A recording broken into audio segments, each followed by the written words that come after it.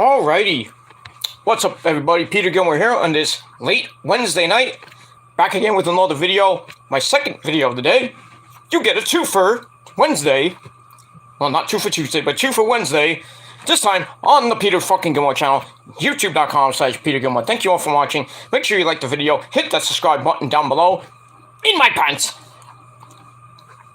And that's it. So subscribe down below in my pants to this channel and all my other channels, which are down below in the description box. And as always, friend me on Facebook, follow me on Twitter and Instagram, share the video all over the internet, and don't forget to tap and slap that bell, treat it like it's the Tampa Bay Lightning, and fucking slap that bitch.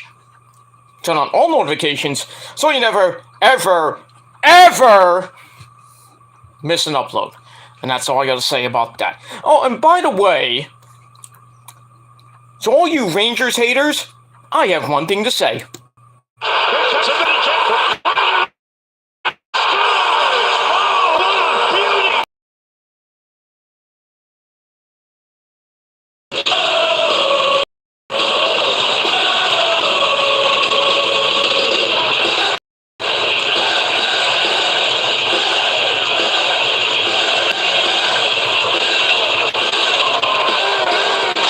Yes! Oh, baby. What a night. Oh, I'm still going after it. It's still going! It's still going!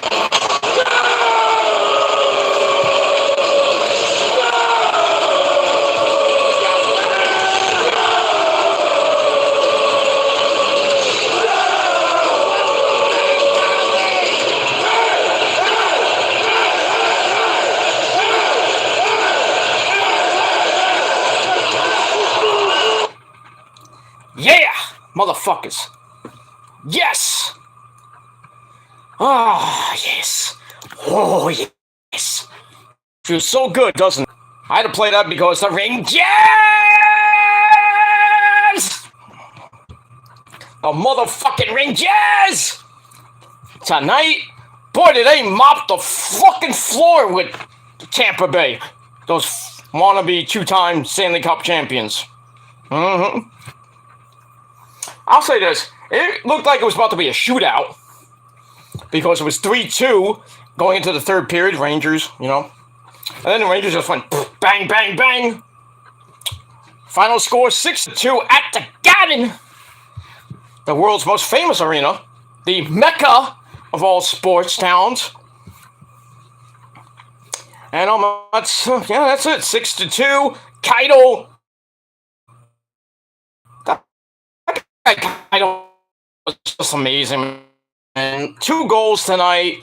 What does the Fox goals score a goal? And does what other Kreidermans do? He had a goal.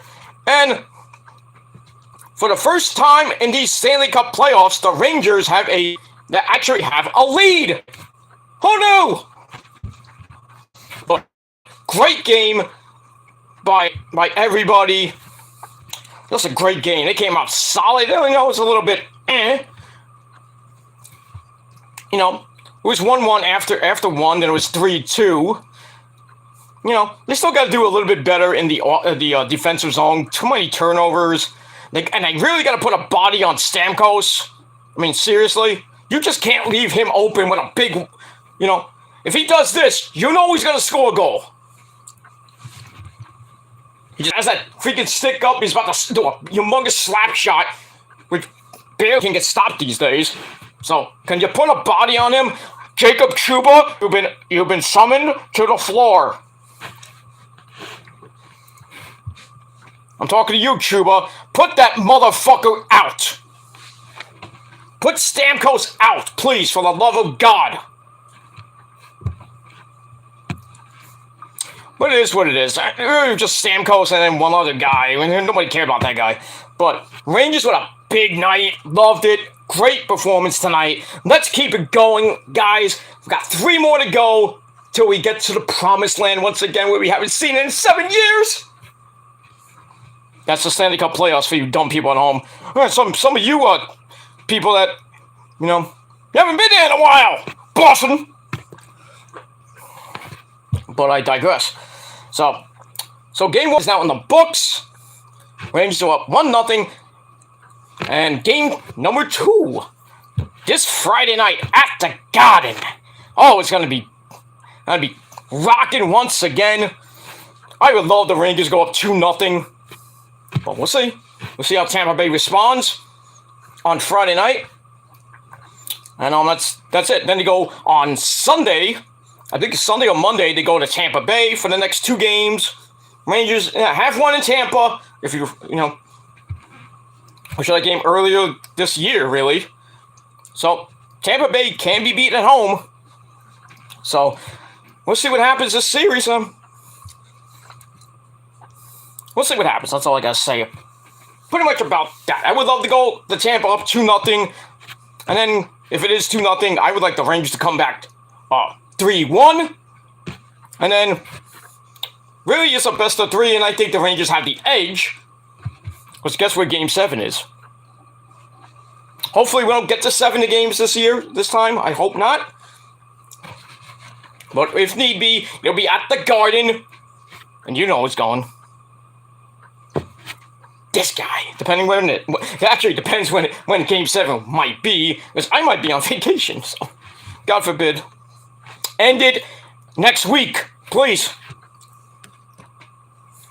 Go up 2-0, win in Game 3 on Sunday or Monday, and then whenever Game 4 is, I would say sweep, or maybe Game 5 will be next weekend, hopefully not on Friday.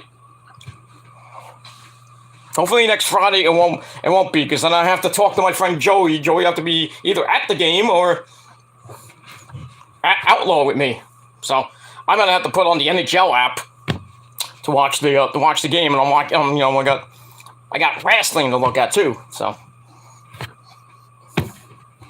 but it is what it is. So we'll see what happens with that.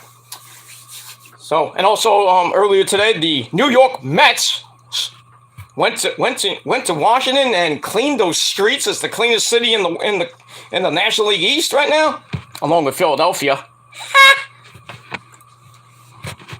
So the Mets swept Philadelphia this past weekend, and they swept the Nationals right out of the league, right out of the freaking building. Get out of here. Go back to Washington and continue to stink. And that's pretty much all I gotta say about that. So, it was a good day for New York once again. And we'll see what happens. The Mets now flying to Los Angeles, California. I know that place very well. Yeah, they're going to go to California to play the Dodgers this weekend. 4 games, very tough games. Starting tomorrow at 10 o'clock. There's nothing on except for freaking Met game tomorrow. But at 10 o'clock, I'm going to wait till 10 o'clock. Friday night, same thing, 10 o'clock. But I'll be at the Garden, so probably won't be watching the Met game. Unless I get to watch it when I get home. It is what it is. And Saturday night, that's at 10 o'clock. But that's going up against the final hour. Well, maybe the final hour of In Your House 3. And then Sundays at 4 o'clock. Which is good, because I can watch the Met game and go right into Hell in a Cell. That's it. That's the weekend. And I will be around. That's all I got to say about that. I'm gonna enjoy my weekend with a whole ton of people. That's all I got to say about that. And then next weekend, I got Outlaw versus the NWA. And then, well, we got nothing else after that. After that day, after next Friday, might take that weekend off and then just chill. And then I'll probably be on vacation after that. I'll be on vacation. I'll be in and out of New York City like I'm in and out of your girlfriend and your mama's asses there, trolls. Especially you know who. The army of dipshit clowns. That right, Lauren? They're dipshits. But I digress. Speaking of Lauren, we got the Tribal Queen in the chat. She's here. What's going on, Lauren? Hope you had a great day. Wasn't really a great day here in the Northeast. It just like thunderstorms from like 8:15 to about I mean, I think it just stopped. So, but it's gonna be on and off the rest of the night. And tomorrow is gonna rain too. Well, not all day, but so it's okay. We'll see what happens with that. But yeah, so good thing I didn't come home in a monsoon, which is great. So I didn't get wet, and the missus didn't get wet either. Well, she gets wet in her panties, so that's the only thing she can get wet. Shut up! Anyway. Alright, we'll move on. Alright, so like I said, I hope everybody had a great day, and if not, well, fuck you, man! That's it. Alright. Let's get into it. Let's not waste any time. Like I said, what's going on to Lauren, and she says, go fight, win the Rangers, yeah. You can't say the Rangers, you gotta say the Rangers! Like when football season starts, you gotta say the 49ers! Training camp's coming up pretty soon. That's when training camp starts at the end of this month, you know what that means? Football's about to begin. 2 months away from... 2 months away. We're 2 months away. I just even thought it was June 1st right now. Well, actually, if you're watching from somewhere else, it is now June the 2nd. So, we're 2 months away from preseason football, and we're 3 months away from the start of the season. So, we'll see what happens in the NFL. In the league where they play. For pay. So, let's see how the Niners do. Hopefully, Debo gets a contract extension. And we'll see what happens with that. Looks like Trey Lance is going to be the starter. Jimmy G's probably going to get traded by training camp or in July. Thank God. Take your ass out of here. Even though you brought us to the Super Bowl, so I'll give you some credit. But yeah, even though the refs basically made us that game and the NFC title game earlier this year. But I'll say this: the Niners are coming for Redemption 3. I'm thinking this is going to be it. This is going to be it. Trey Lance is going to lead us to the promised land. Now, for all you Rams fans, get ready to get put in the dirt. Shine that Vince Lombardi trophy up, LA. Because San Fran coming for number 6, bitches. That's all I got to say about that. Alright. Enough about sports talk. Let's get into some wrestling, too. Well, I went off. So, like I said, on this Wednesday night, June the 1st, 2022, if you're watching from somewhere else, June the 2nd, 2022, it is time for your late night AEW Dynamite Pipebomb review for June the 1st, 2022, from Inglewood. Inglewood always up to no good. The Forum in Inglewood, California, love. And no, Tupac was not there. Or, Dr. Drizzy and Snoop Diggity Dogg.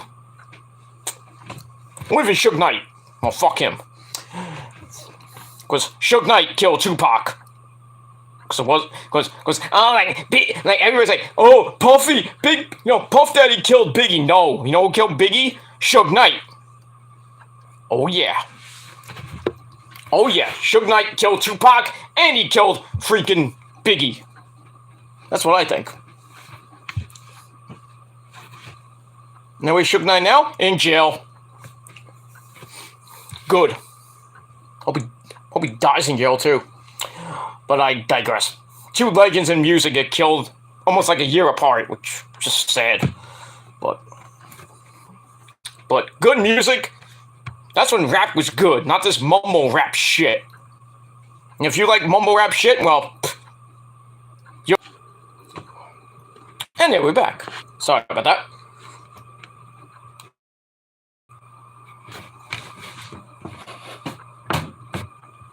Sorry about that. Alright, so we're back. Alright, so let's get into this monumental Dynamite. Holy shit, this was probably the best Dynamite of the year. I know we got 6 more months to go, but still, this was probably the best Dynamite of this year, if not of their 3-year history. Holy shit. This was a great show. Now this is the aftermath show from this past Sunday's Double or Nothing 4. And now we're on the road to, next week is Road Rager 2. Road Rager 2, and then we got some other stuff coming up near the end of the month. And then I think July, when we get to July, we're gonna have Fighter Fest, Fight for the Fallen. And then August the 5th on Rampage, Battle of the Belts 3. Coming your way from Grand Rapids, Michigan. See what happens with that. And then we'll be on the road to All Out 4 in Chicago. Alright, so basically tonight was a little bit of a lead into Forbidden Door coming up in 24 days on June the 26th. So we got a big, huge match announced tonight, and I'll get to that in just a second. Alright, let's start this shindig. Let's not waste any time. Alright, so we're from the Forum in Inglewood, California, so AEW's date butt in California. And as always, our commentary team of the man behind the mask, Excalibur, the legend,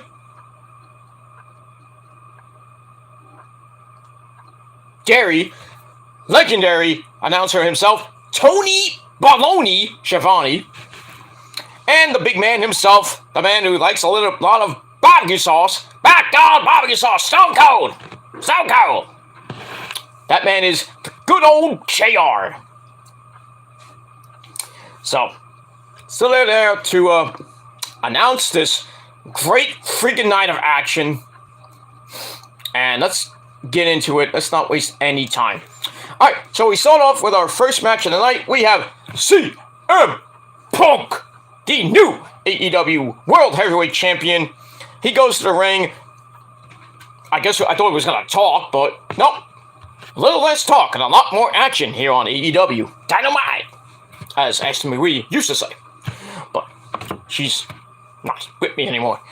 But anyway, so CM Punk comes out, and we're going to have a 6-man tag team match. So out comes the Ring of Honor and AAA Tag Team Champions of the World, FTR, Forever the Revival, Dax, Cash Wheeler, and Dax Harwood, looking like $1 million. Somebody give them the trios titles. I would love them to be the first trios champions. But anyway, they take on the team of Max Caster from the Acclaimed and the Ass Boys. So we got that. So we got Max Caster, Colton, and Austin Gunn. We got Billy Gunn, pushing Anthony Bone, who still is injured with his leg, out to ring. Max Caster does his rap about Amber Heard and some other weird shit. And then, Anthony Bone does his Los Angeles! The Acclaimed have arrived! Sesame Big Daddy! Okay. Well, yeah, so the Acclaimed and Billy Gunn and the Ass Boys! So they come out to face FTR and CM Punk. Wasn't a great match to start the show, but great to see CM Punk and FTR team up. So we'll get to that. All right, so FTR and Punk hugged before the match. Why not? Dax starts with one of the I forgot which. I think it was Austin Gunn. Who looks like a big, humongous munchkin. Dax gets cornered, and Aubrey Edwards, who's the referee in this big match, she has to break it up. Then a throat thrust to Dax. It's like, makes him a little, he kind of chuckles at it. Then we get another collar elbow tie up. Side headlock from Austin. He hits a shoulder tackle. Then hits the ropes. Then we get a leapfrog. All those stuff. Dax hits a back elbow, then a big hard woo chop. Tags in Cash. They whip one of the ass boys, and Cash hits a basic 1905 drop toe hold, and then Dax with an elbow drop. Cash covers for a near fall. Then Colton Gunn comes in with some kicks in the corner. Cash hops out the corner, ducks on the clothesline, high leapfrog, back body drop to Colton, and a big drop kick after that. Then they basically take care of Austin, and then Max comes in. Hey Nick, what's going on? My tribal chief is here. Nick Infante 92, the man who does it all. And then some. But it is what it is. Alright, so Max Caster comes in, and they double team Cash, but the referee holds them back. Hi, okay. Cash works the left arm of Max, and then the crowd's like, we want Punk! We want Punk! So, on cue, CM Punk gets to the ring. He dives off the top rope with the Macho Man. Nope, wasn't a Macho Man elbow. It was just a regular elbow. Then he goes to work on Max, but Max comes back, drops some kicks in the corner, a few hard right hands. Then he sends Punk in the corner, then a big cross body off the top. And then he works over the arm, Punk tags into Cash, then Dax, and then Cash goes to the top rope. Max gets lifted on Dax's shoulder, and actually Cash's shoulders, I should say. Blah. And he flies out with a power slam for a near fall. Then Max comes back with a back suplex. Then he tags in Austin, who tries to go for a right hand and missed. How do you miss a right hand? Then Dax fights all three of them out of the corner. Austin then sweep the leg down Austin. Sends Dax into the corner head first. Ow.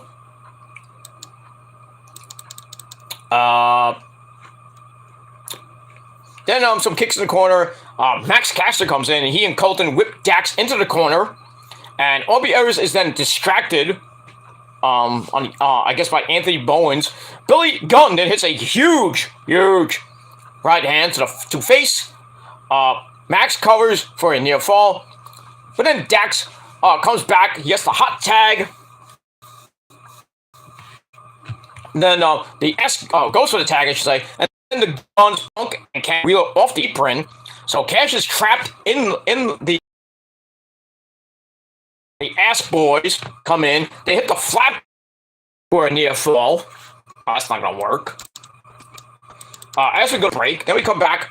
We see CM Punk slip off the top rope, but somehow recovers with a right hand. Then a big body slam to each one of the ass boys. Then the neckbreaker, dropkick, hip attack combo to the Guns, and then Max Caster distracts. Cash Wheeler comes in, and then he and Punk hit stereo running knees in the corner. Punk then shoots Cash over the top rope, I guess for a plancha. Then we get a clothesline for Punk, goes back to the top rope. He go top, you know what's coming. He goes, ooh, yeah, Macho Man elbow. We dropped it down from heaven like I used to do back in the day. Ain't that right, Elizabeth? Ain't that right, Elizabeth? That's right, Randy. You tell him, Elizabeth. Yeah. You tell him, Randy. Ooh, yeah, dig it. Then he calls for the go to sleep, but Billy Gunn gets on the apron, and he goes, as we fade back in. Alright, so a famous attempt, but Punk lifts him up and power bombs him into their dad, Billy Gunn. And then the other ass boy gets put on the show by Punk, is about to hit the GTS, tags in Dax, and then Cash comes in, they're about to do a triple team. Then Punk hits the GTS, I think it was Colton Gunn, right into the big rig, or the shatter machine. And then I that guy, it was like the guy that got hit was he sold it really well. And then Dax get down, and then Dax with the cover. 1, 2, 3. CM Punk and FTR get the win. And it was a pretty good match. I gave it 3.5 out of 5 stars. Time of the match, 11:48. There you go. So it's pretty damn good. 3.5 out of 5 stars. After the match, Punk grabs the mic, says, I've never done drugs in my life, because I'm straight edge, like me. So this is what drugs must feel like. Not even close, dude. Not even close. Because when you get high, just ask RVD how high he gets. But just don't talk to Katie Forbes. That's my chick! Actually, it's Chase's chick, I should say that, but... Chase, you lucky bastard! Fuck you, that's my chick! You can't touch her ass, that's mine! She knows it, too. But anyway, Punk says there is still miles to travel, roads to travel, and he's got to get better. Yeah, because he's got to be someone Punk. So he said that's what this title is about. I wouldn't be here if my road wasn't riddled with mistakes, and I got to learn from them and get better. And he's like, call me what you want, but you got to call me the champ, bitch. Basically. So then then Dax gets on the mic, says the things that... He says, I've done the things Punk hasn't done. Meaning drugs, smoking, promiscuous sex. He says it feels good. Pro wrestling means the world to him. He talks about his wife and his kids that are in the crowd. Didn't ever pan to them, which I don't know why you didn't. And those are the only two things in this world that mean more to him than pro wrestling. So then he calls out wrestlers from anywhere to come out and get their ass kicked. So I was hoping maybe, the Great Okan and Jeff Cobb would have came out. Did they? No. No, I know I'm lagging again, but it is what it is. Sorry, Leyline. So I was thinking that the Great Okan or Jeff Cobb, who beat him up last week, would have came out. No, I don't know why. But anyway, Punk gets back on the mic, brings up New Japan Pro Wrestling, the #1 company in the world, god damn it. He says, well, I'm standing in the ring with two of the best, meaning FTR. And then he's like, well, we got a pay-per-view to sell on June the 26th in Chicago, my hometown. Says, we got to sell that pay-per-view. So he goes, I know Japan is back there. So Forbidden Door, come on out. Let me see who I'm going to fight at Forbidden Door. So the music hits, and then we see who should come out from New Japan. Is it Okada? No. Damn. Is it Suzuki? No. Is it Naito? No. It is the man himself, the ace, the Grand Slam champion himself, Hiroshi Tanahashi! Ah! Yes, I marked out. I was like, holy shit, it's Tanahashi! So Tanahashi comes out. He comes out, doing anything. He actually had the same freaking theme in Japan, the Marty Freeman-like thing. I thought he was going to start doing the air guitar thing that he is so great for in Japan. That guy's a freaking legend. He's a bigger legend than Okada. Speaking of Okada, you lucky son of a bitch. Okada's about to be a dad. So...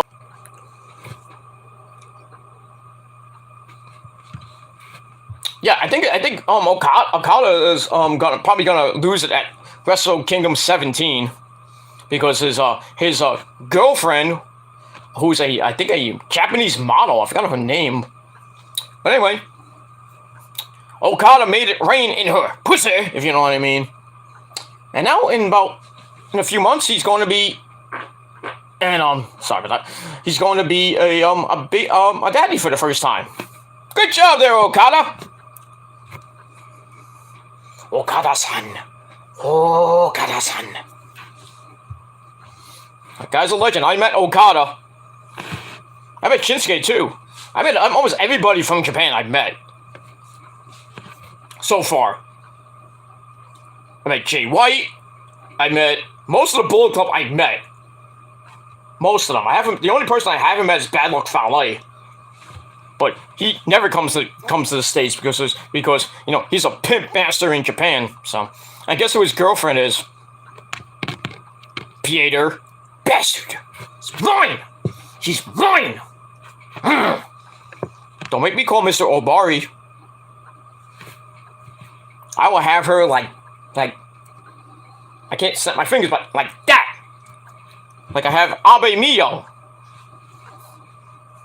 But I don't have to talk to Taichi. Fuck Taichi. Taichi's like, oh, Kimo-san. Ah, no, you can have her. I'm like, thank you. And then Abe Mio's like, oh, I love you long time. Then we have sushi. No. Yeah, we'll have sushi.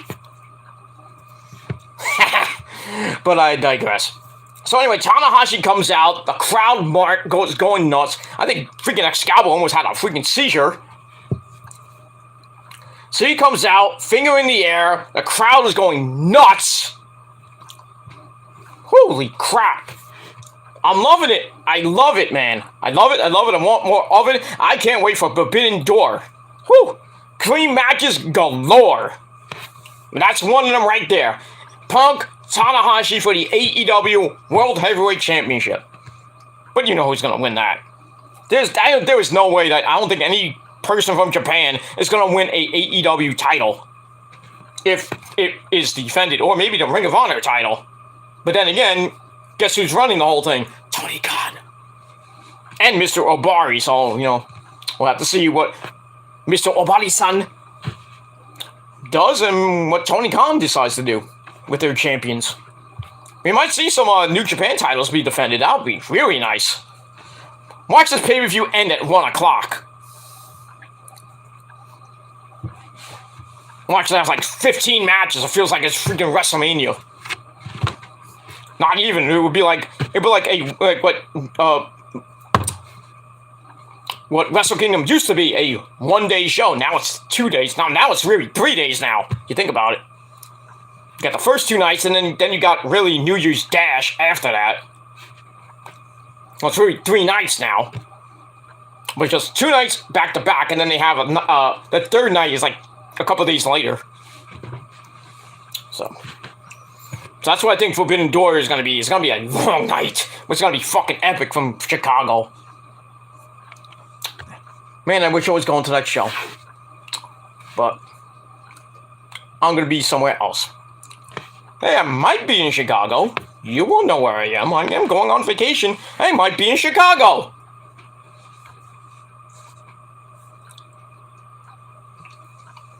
I might be in Chicago. I might be in Florida. I might be in California. I might be in Texas. I might be in Canada. Then again, I could be in the UK. You won't know, and you won't know when. So, you can kiss my ass, but it's going to be pretty damn soon. I'll tell you much, it's going to be sometime this month. Don't know yet. But pretty damn soon. I'll just let you know. It's going to be pretty damn soon. So, I'll just let you know I'm going to be away for about a week or so. So, if you don't see reviews or pay-per-view reviews, you know why. But you can always hit me up on Facebook, Twitter, and Instagram. I'll post some pictures here and there. Maybe I'll put a community post up with a picture. It's like, oh, wish you were here, trolls. But you're not. You're not. You're not here, so you can kiss my ass, bitch. And that's it. Alright, so all that I gave 3.5 out of 5 stars. I would have gave. Oh, I would have rate. Might as well. I rate the Aftermath 4.5 out of 5 stars. It was so epic, and I almost came in my pants. Because I love Japan wrestling. I love Japanese wrestling. Doesn't matter what it is. New Japan, Joshi, Stardom, All Japan, FMW. Doesn't matter. Japanese wrestling is where it is, baby. And that's it. Alright, okay, got some comments before we get back to our regularly scheduled program. Alright, Lauren says, 28 years rap. Man, it's been 28 years since some good rap music came out. Since 1998, bitches. And that was like near the end of Biggie and Tupac's life, and then Jay-Z came around. Nas, the Wu-Tang Clan, Bone Thugs and Harmony, people like that, Ja Rule, good rappers. Dr. Dre and Snoop Dogg did one more album. Eminem, of course, can't forget Eminem. And 50 Cent, 50. They were good rappers back in the 90s, early 2000s, but then after that, what?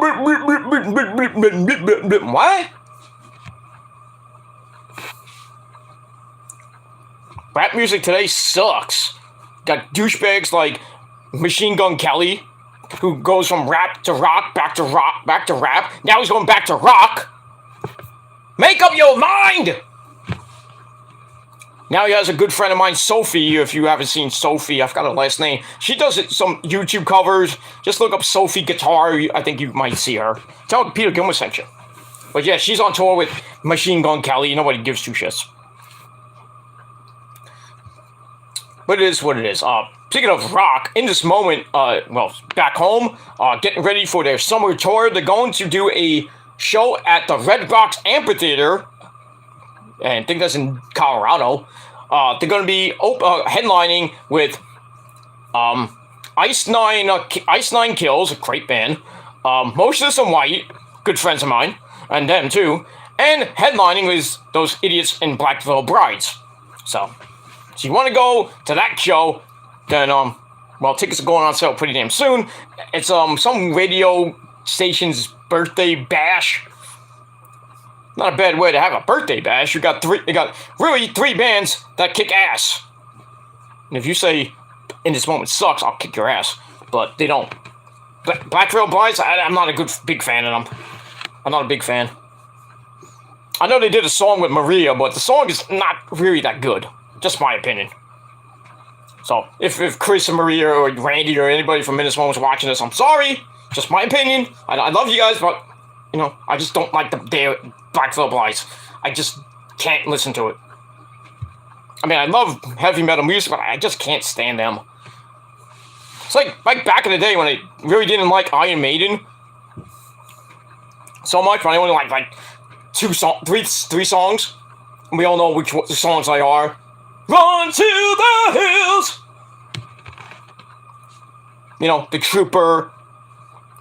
Actually, it's 4 songs. Number of the Beast, and then Wasted Years. That's the only 4 songs I actually like from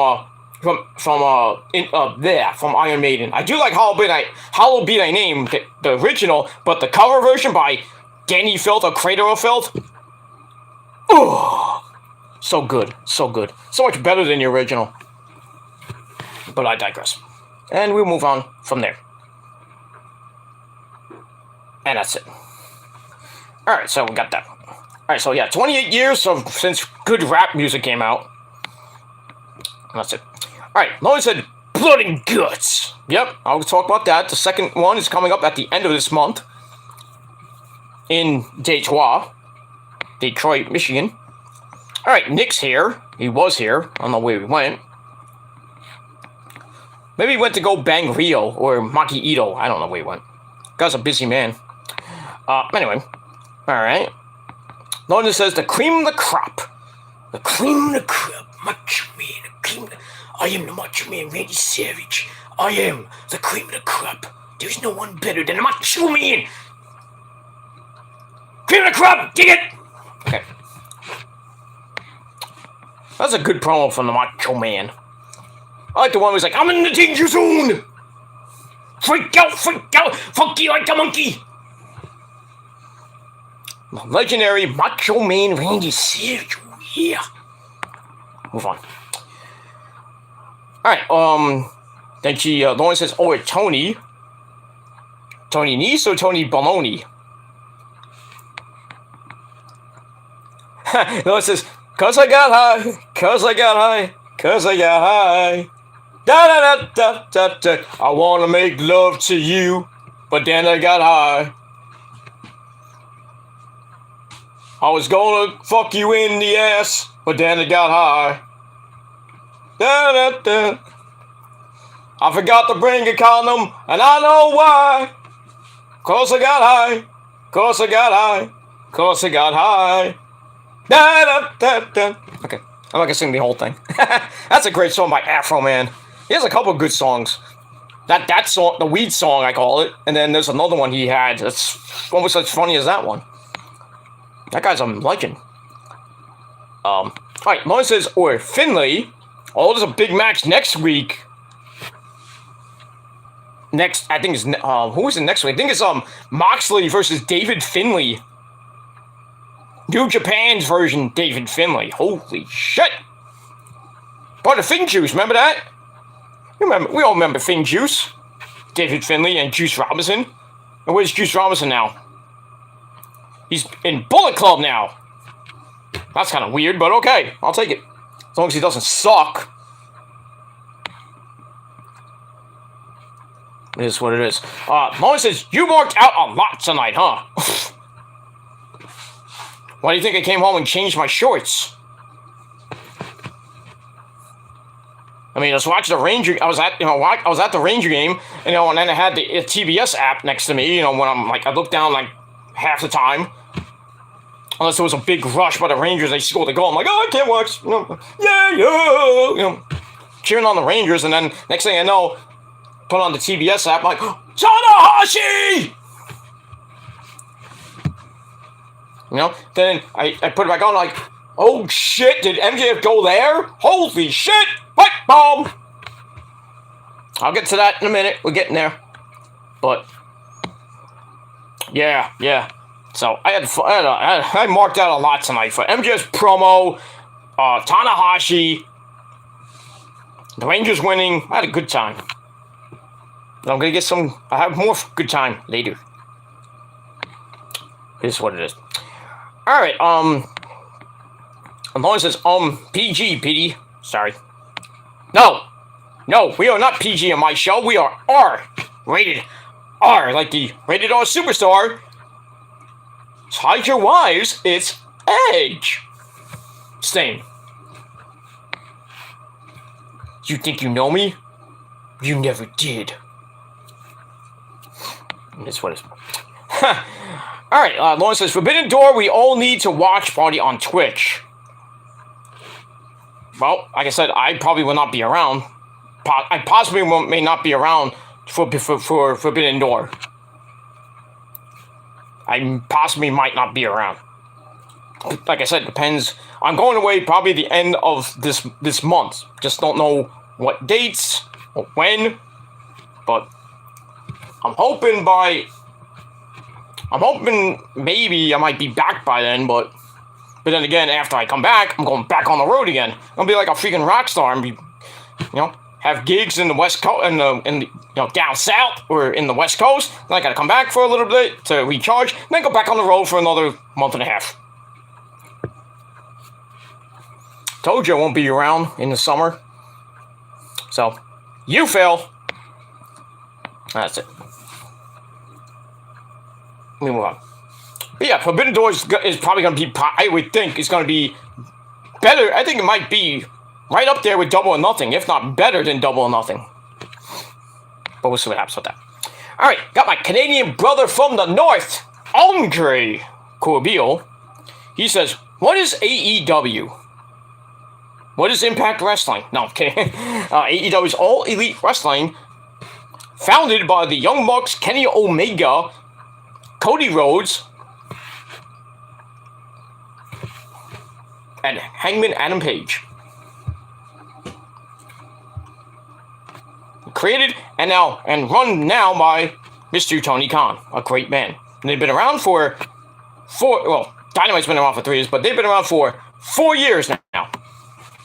Well, coming up on 4 years at All Out, so we'll move on from there.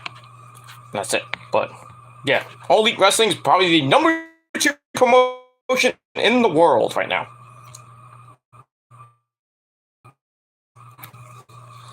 Alright, then Andre says, my mother got to hang out with Iron Maiden. Nice.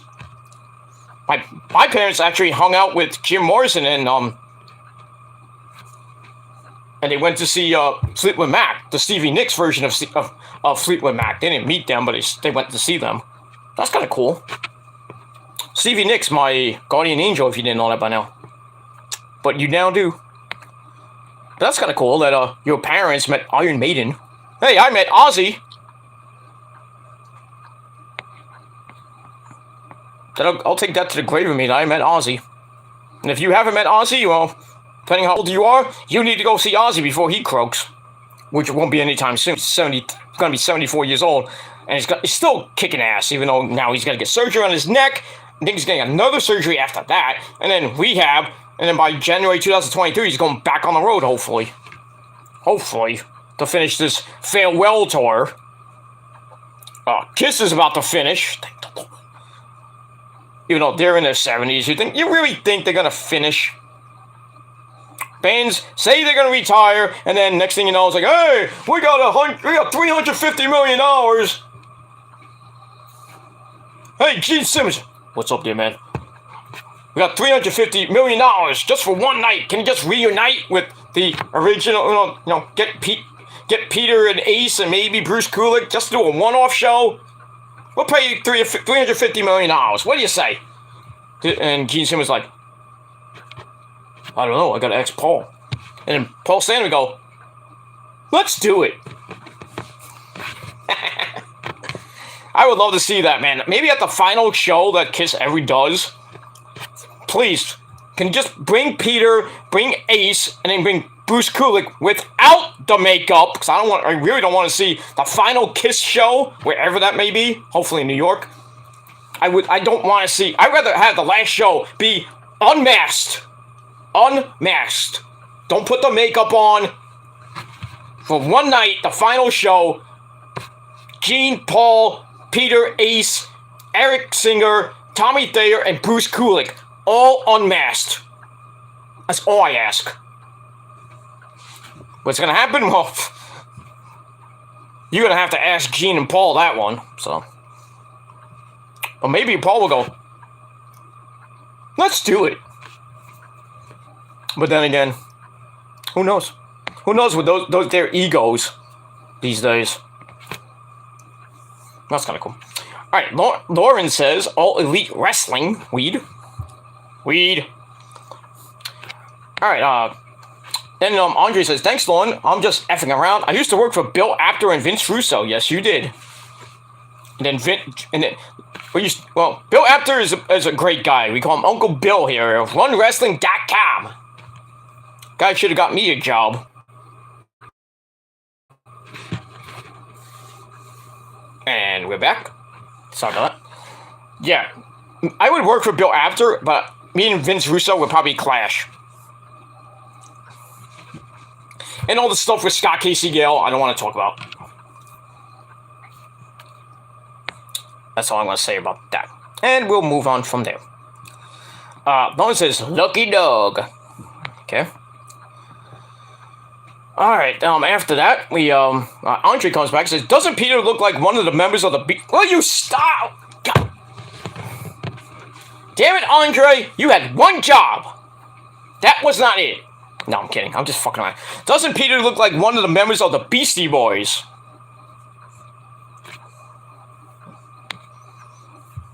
Well, I don't know, do I? I don't think so. I don't know. I don't think I look like, I don't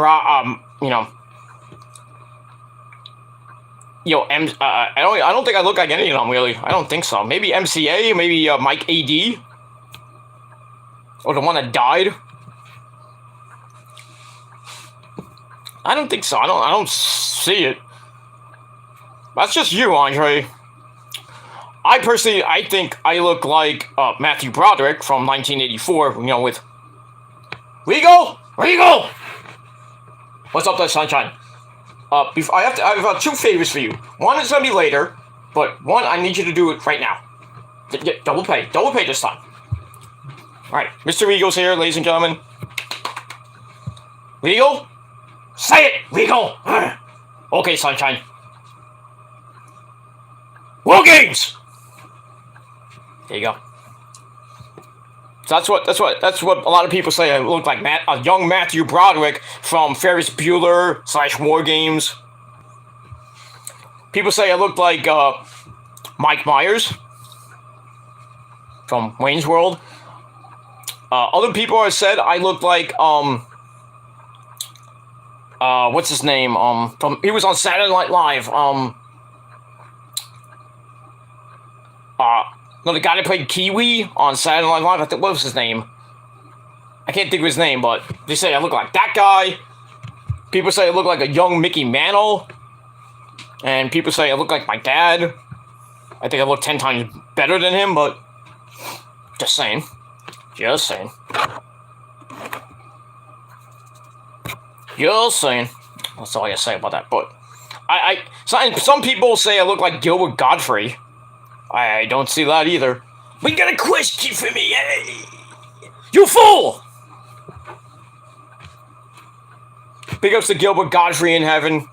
Probably doing Aflac commercials.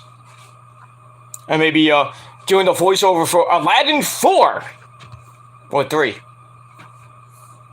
Aladdin 4, Jafar is dead. Oh, wait. Jafar!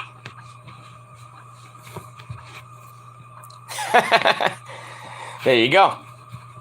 And we'll move on from there. Alright, let's see here. Okay, Lauren agrees. Okay. And then Andre says, rated PG for Peter Gilmore. You spelled my last name wrong. That's the joke, Peter. I can't believe you didn't get that. I already know what that means, rated PG. I knew that years ago, dude. No, we're rated R. I might be rated PG, but I'm rated XXX in the bedroom. Just ask your mom and your girlfriends that, trolls. Because I've been doing it long time. So you should be thanking me. Because you can call me Daddy. But it's what it is. Move on. Alright, Andre says, come on, admit it, LOL. AEW was founded by Dave Meltzer's bet. Can you imagine being founded after Dave Meltzer, the cancer of wrestling journalism?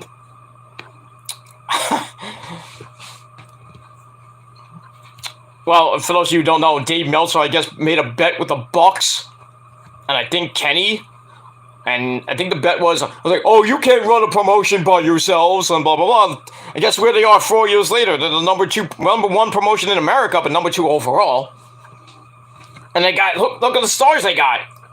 Punk, Adam Cole, Baby, Kenny, the Bucks, FTR, the Hardy Boys. You know, John Moxley, Malachi Black, even though some of them are for WWE rejects, but they made them to stars now. You know, MJF, probably one of the best heels in the business. You got a great owner in Tony Khan, who bought Ring of Honor. We just haven't seen a Ring of Honor pay-per-view under Tony Khan. Besides Supercard of Honor. But we haven't seen, like, Ring of Honor, stuff like that. You know what I mean? We'll see what happens with that. But, yeah. I think Dave better pay up. Or if he hasn't yet. But, here's what.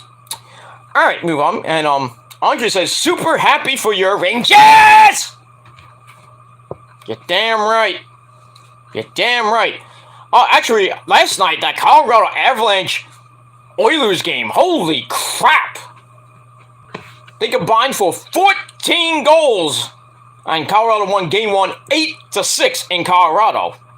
Boy, would I hate to face them in the Stanley Cup.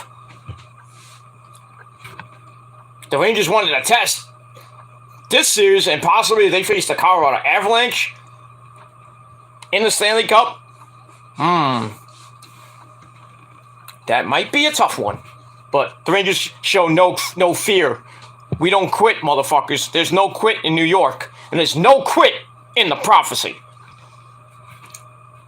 All you people, especially these, not 1, not 2, but 4 idiots from the UK, you know who you are, say the prophecy's dead. Oh, we got obliterated. How did we get obliterated? How? I mean, seriously, we're still here. I'm still here.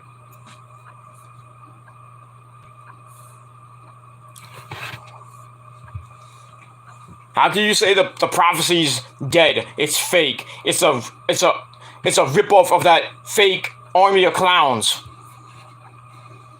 I made the prophecy way before you made that army account. Army account. That army. I made that way back in the day. With the Gilmore Armada, which now turned into the prophecy, which is the greatest thing since sliced bread. It's not in my head either. Why do you think I have people here? Lauren, Andre, Prince Idol, Nick, other people. Oh, but you get three to four people. I was like, sometimes I get 5, 6, 7 people. But most of them are you trolls because you love how my dick tastes. That's why you watch me. Oh, we don't watch you, Peter. That's bullshit. Bullshit. Prove you don't watch me. Prove it. Because you can't prove any fucking thing. Anything. Oh, Peter, how come you can't show the likes? You say you get a whole bunch of likes, but then you don't put it there. It's not there. My choice, asshole. My choice. I'm allowed to, if I want to put the like bar on and show how many likes I get, how many dislikes I get, because I know I get a lot of dislikes from you moronic trolls. I can do whatever I want to my channel. What do you give two shits about my channel? Your channel is dead. Your 2 channels are dead. And all you get is clout views. When you talk about me, how many views do you get? You get like 200, 300, 400 to about 1,000 views. How? Because my name is in the title. You know why? Because I'm more popular than you. You should be thanking me. You thank me in another way. You gargle my comments, suck my dick, and drink the milk. Because it does a body good. That's why you've been obsessed with me. And that's why I'm more successful than you motherfuckers. Oh, I got more views than he does on this main channel. Yeah, but I got more views on my... I got more views combined than that video. 2 million. Not even putting that in this my video within this moment, because I was part of that video and I got credit for it, so I do get those 2 million hits. You can't prove me wrong. You can't. But overall, you'll never get 5,000 hits on a video like I did on my old school Human Killer 99 video back in 2012. The video is gone now, but still 5,000 hits. And I was on no DQ, not once, but twice. Andre knows that. Andre knows that firsthand, because I showed him the first one. And he's been on no DQ, I believe, too. So, I'm not successful? And how come my rank channel is so legendary? How come it gets my average is being 120 over 2,800 hits. That was the highest one I have is 2,800 hits on Grimm's Toy Show. Because he fears me, by the way, Dave. Grimm's Toy Show got over 2,800 hits right now. And all the other things the other videos I done about, Monkey Boy. I'll keep saying it. I don't give a shit what he says. But, right, Prince? We don't care. We don't care what he tried to do and failed at it. By the way. He still plays with his monkey. But anyway, all the videos I done on him, the highest one I have is over 1,200 views. But I did have one on him when he showed his cack. There was 1,500 hits. But sadly, that video is gone. But still, even if it's gone, you'll never replicate 1,500 hits. You'll never replicate 2,800 hits. And for damn sure, you will not hit 2,400 hits on my Prophecy Live video. That's all you can get. At most, is between 500 and 900. Off my name. That's clout. Thanking me for all that shit. I don't do views. I don't do videos for clout. I don't care how many views I get. If I get 2 views, 10 views, 35 views in a day, I don't give a shit. I don't care if I get 1 sub, 2 subs, 100 subs. If this channel at the moment is almost at 400. If it gets to 400, great. Let's go to 500. Do I care about not getting to 500? It takes me like a year, 2, 3 years to get to 500. I don't care. This is just a hobby for me. I don't care about views and subs and likes and comments. I don't care.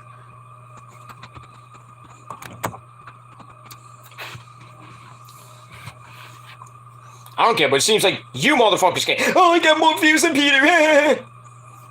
Do I care? No. Because it's clout, not real. If I do a video tomorrow, like on my Metal Guy channel, it's like, oh, Ozzy Osbourne died tomorrow. I'd probably get a bunch of hits on that. A ton. Because it's Ozzy, of course. And it's me. And I'll be sad in that video. I will not be happy. Like, you guys claimed that I was happy when Chili Wolfcale died. No, I was not. I was sad. I was paying my respects. I didn't do it for views and likes and comments. You bring up that, like, oh, every time I do my intro, it's like, oh, make sure to subscribe. Well, yeah, subscribe to my channel if you like the video. I'm not doing it for likes, dummy. Fucking retards.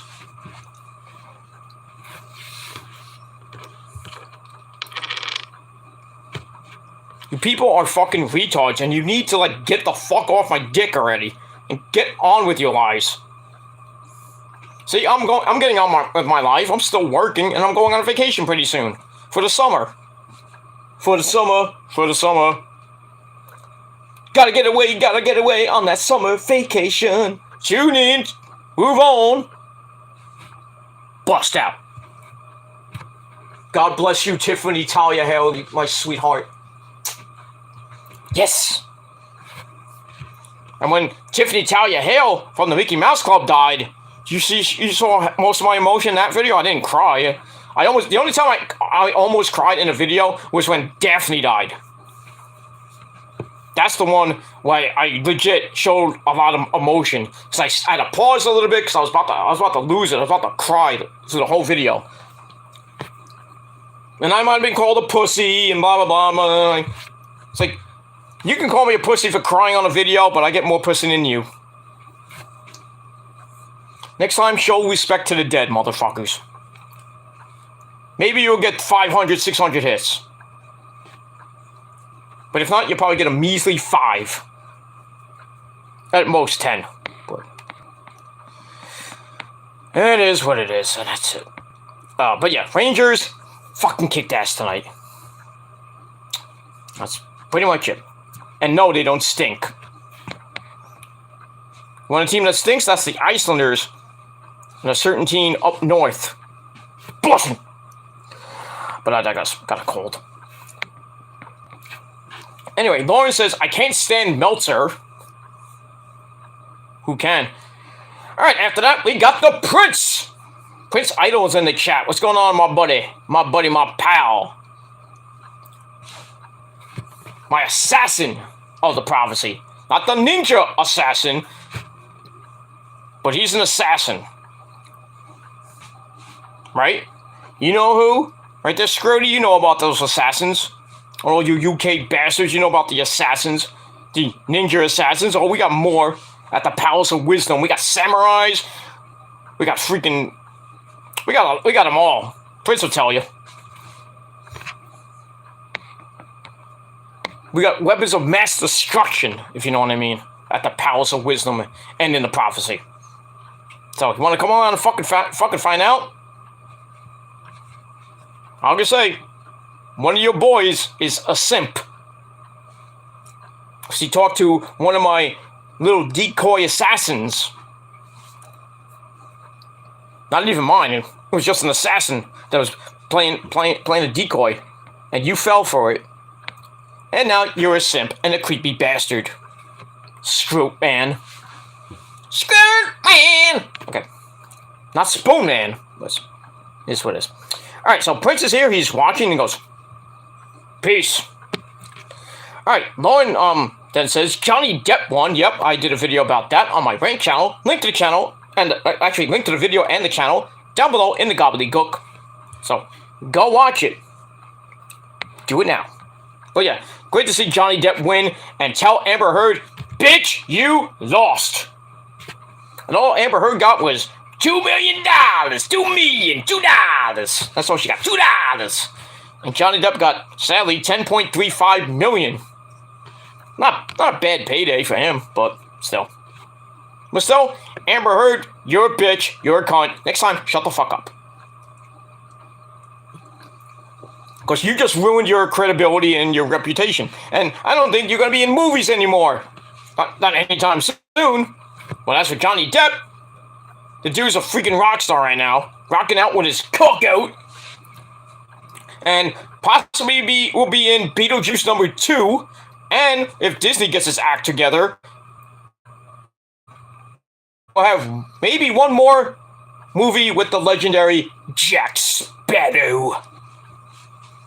I mean, you can't end Pirates of the Caribbean without Jack Sparrow. I mean, come on. I mean, the last one that they did, what was the last one even called? I don't even remember what the last one called. I think it was number 5.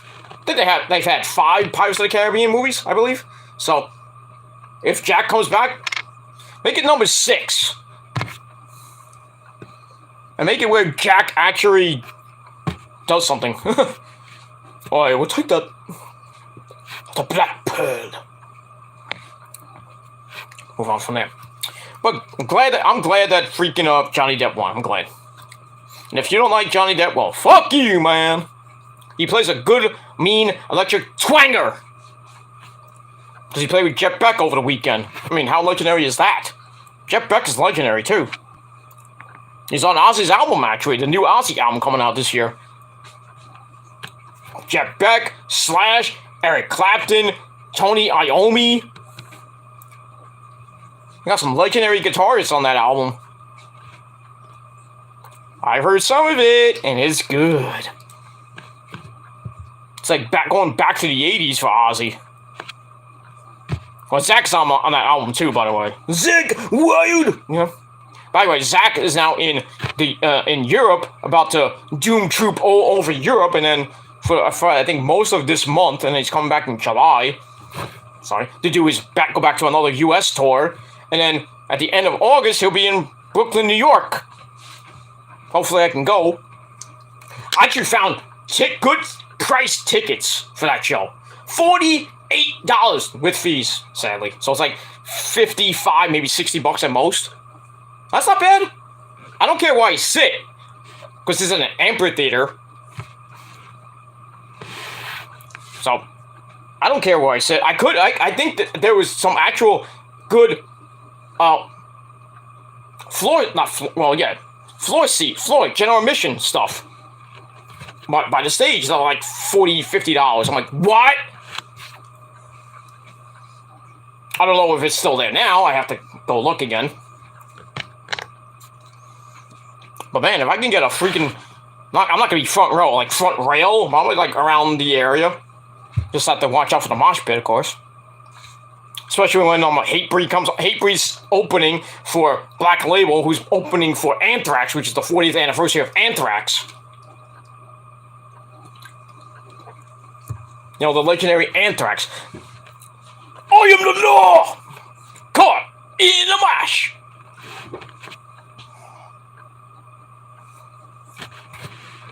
Yeah, boy! That's Turn it up! Bring the noise! Caught in a mosh. On to the Indians! Good stuff. Good stuff on Anthrax. And, you know, the legendary Hatebreed. You know, great songs like Perseverance! And, one of my favorite songs is Destroy Everything! Destroy Everything! Obliterate the drive!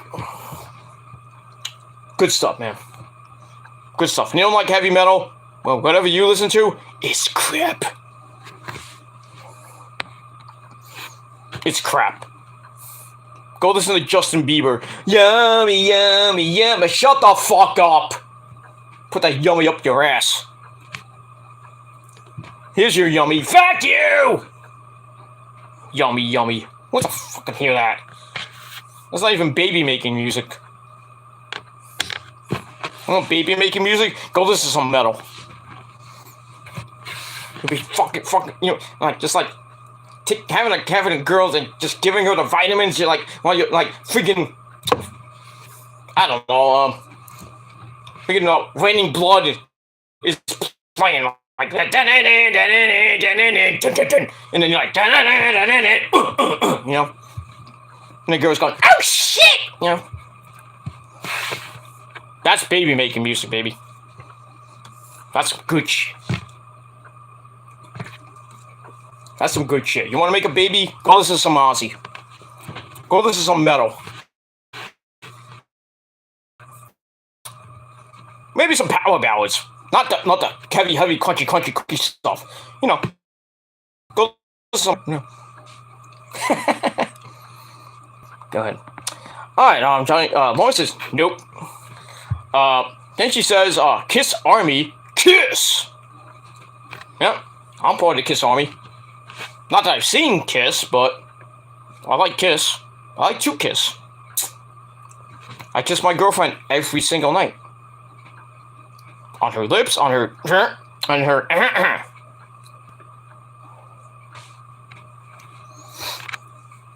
But it is what it is. Kiss is my favorite... Kiss is one of my favorite bands of all time. My favorite song by... I have a lot of songs by Kiss that I like. You know, Parasite, Deuce.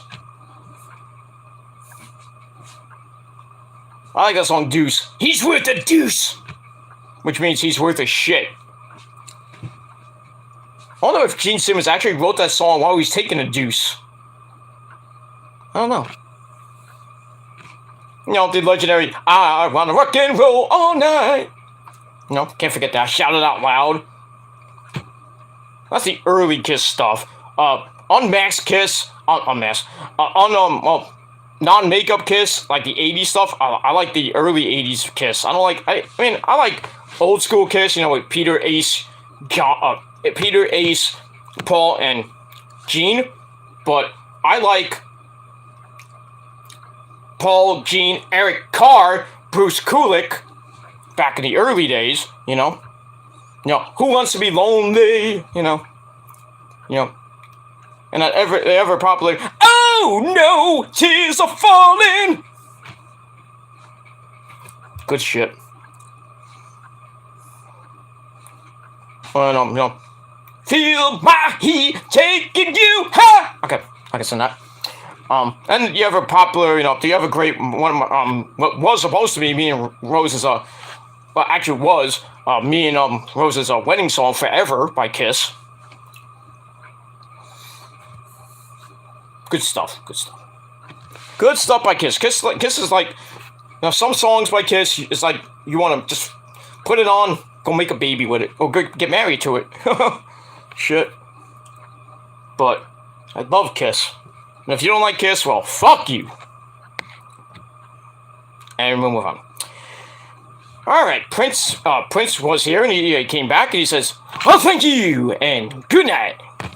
Alright, Prince, I'll talk to you maybe tomorrow. And don't forget, Prince, rock out with your coke out. Alright. Just go have fun with the lovely princess of the prophecy, Savannah. Just remember, wrap up that burrito. Or if you have a good pull-out game, then do it. Alright, okay, Lauren's back says, Adam Sandler. I don't think I look like Adam Sandler.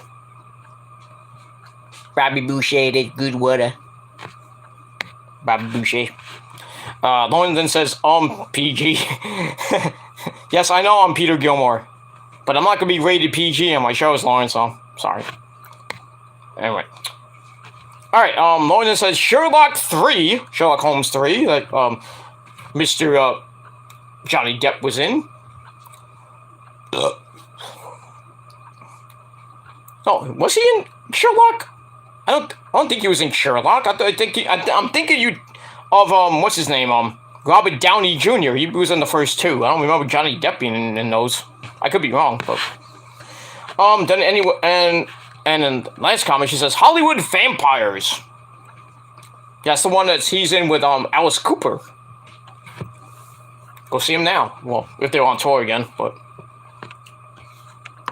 it is what it is. All right, let's get back to AEW. Wasted way too much time on the comments, but it's fine. I don't give a shit. It's my show. Don't like it? Too bad. And if you don't like how long I go? Too bad. If I go an hour and a half, 2 hours, 3 hours, 4 hours. Don't watch it. You can watch a little. You can watch the whole thing if you want. That's fine. And if not, then you can watch for 1 second. Still a view. Thank you for the free views, asshole. But I digress. All right, so let's backtrack for a little bit. All right, so we had FTR and CM Punk team up in a six-man tag team match against Max Caster and the Ass Boys. And CM Punk and FTR get the win after a GTS by Punk into the Shatter Machine by FTR. They get the win 1, 2, 3. Like I said, match get 3.5 out of 5 stars. And then afterwards, Punk cuts a promo, and then Dax cuts a promo, talk about his kids and his love for pro wrestling. Punk comes back. He says, well, we got to sell this pay-per-view coming up on June 26th in my hometown of Chicago. So, Japan, I know you're back there, so why don't you come on out and see who I got at the pay-per-view. So who should come out but Hiroshi Tanahashi, the ace of Japan, the Grand Slam champion. He's won every single title in Japan. So that's going to be a epic match, June 26th. That's going to probably be the main event, if not anything else, but we'll see what happens. We'll see what happens with that. So Tanahashi, Punk, June 26th for the AEW World Heavyweight Championship. I can't wait. I can't wait. I think I'm gonna have to bring 5 pairs of shorts for that pay-per-view. But it is what it is, and that's it. All right, then we get to part 2 of tonight's Cum Fest, if you will. So we heard early in the day that we're gonna hear from MJF after what happened on Sunday, the whole weekend with MJF. He threatened to quit. He was in that fan fest. There was a flight booked for him to go home. He never got on the plane. Then at the pay-per-view, his music hits. Was he going to be there? He comes out, basically gets booed by the fans, saying, you showed up, and then saying, fuck him up. And Wardlow basically fucked him up with 11 power bombs. And then he got storyline written, stretched out in the building. And then he left the arena right after that. So then it was reported that him and Tony Khan were going to have a sit-down meeting. I think it was today, or I don't know if it was today it was going to happen, but so we'll see what was going to happen with that. So MJF does come out without his scarf, the usual stuff that we see from Maxwell, Jacob Fartknocker. But he comes out and gets in the ring. He's like, he's like, I'm in a lot of pain. And the crowd's like, oh, poor baby, no siento. So Max says, all you want to do is hear me talk, right? That's what you want? Okay, I'll talk. Then he starts dropping probably the biggest pipe bomb in wrestling history. 11 years later, we get Pipe Bomb 2. Holy shit, this was good. He says, well, I'm going to talk, but not as Maxwell Jacob Friedman. I'm going to talk to you as Max Friedman. Which I don't even know if it's his real name, but anyway. He talks about a big merger with New Japan, I assume. A lot of important executives, Mr. Obari and company. He says, would be a real shame if something bad happened. Wouldn't want to embarrass the con man. He says, speaking of embarrassing, Tony has tried to sit down and talk to me for a while, right? Well, that's too little too late. And he's like, then he starts going into that. I'm like, oh boy, here we go. Here's the reason why. What happened? Where is it? I passed it. Sorry about that. Where am I? God damn it, I lost my spot. Okay. And he goes, here's why. When this company first started, it was all friends wrestling. Kind of going back to the Bucks and Cody and Kenny and Hangman Adam Page, and doing that. Remember BTE, the New Year's Eve edition of BTE when they got that thing, and for Double or Nothing, January 1st, 2018? No, you remember that episode of BTE, don't you? You do. You do. And that's that. It says everyone was handed a ticket except for him. He had to write his own, and boy does he have a good penmanship. Because he had to create moment after moment, and he still gets no respect out of that. He says no one is on his level. Everything he touches turns to gold. Some of these fuses have been pretty damn good, so you got to give him some credit for that. There's nothing I can do. Every time I come out, I'm not expected to hit home runs. I'm expected to hit grand slams. I thought that was a tease. Grand slam. And he does this on a weekly basis. I'm the only man capable of holding this company on my back. I've been doing that for months. Says I hear clapping and boos from the pay-per-view. He's like, oh, that's kind of interesting. Where were you this whole weekend when you were calling me an unprofessional piece of shit? By missing the fan fest and then having all this distractions and shit. Calling me a piece of shit? Well, fuck you, man. He says, well, if anybody has a problem with that, and that includes the boys in the back who want his spot, my spot, dog spot, liver spot, but my spot, says you want it, you can have it. I don't want to be here anymore. I was like, ah! I was like, he's actually going to leave? Is he actually going to leave? He's cutting a Pipebomb promo saying he wants to leave? So this is what I thought at first. I was going nuts. I'm like, he's going to leave. But it gets better. So after that, he starts talking about the fans, saying we're not fans, we're uneducated marks. Well, some of them, guys like me, guys like Lauren, and people like Lauren and Andre and Prince and Nick, we're more educated than you there, Maxwell. We know things. We know things. You may have been in the business for a few years. You're 26, but me, I known all about the wrestling business since I was a little bitty hoaxer dude back in 1980, motherfucker. I know a thing or two about watching the AWA and watching WWF, World Class Championship Wrestling, the NWA back in the day, then the WWF. And then the birth of WCW, the birth of ECW, the Attitude Era, the Monday Night Wars, the Ruthless Aggression Era, the crappy PG era, which we're kind of still in, the birth of Impact Wrestling, the birth of Ring of Honor, the birth of CCW.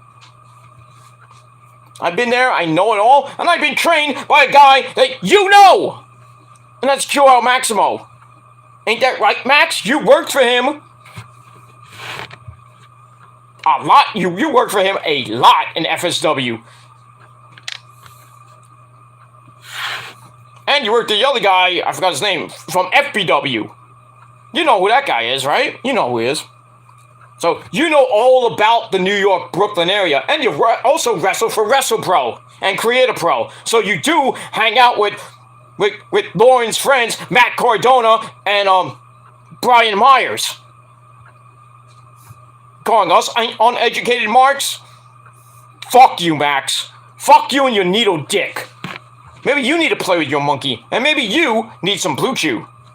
Guys, if you need excitement, can't get it up no more, you can't please your woman, then try Blue Chew. Because one Blue Chew, you make the girls go, oh shit! Just remember, take it with Pepsi. That's your sponsor for the night. Pepsi and Blue Chew. You'll get the girls to love you forever. And your dick will thank you too. That's it. So anyway,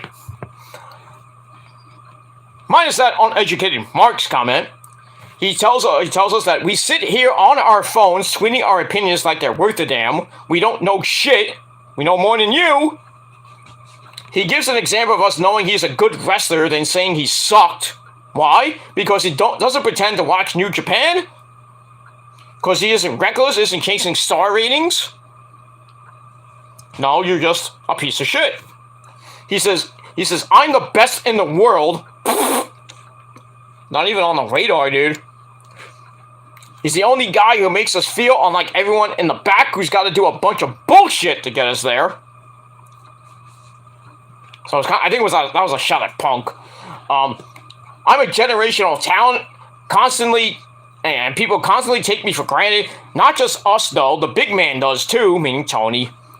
He says, Tony doesn't want us to know who the second biggest draw in his entire company is. He says, it's me, ex-stat boy, Tony in the back.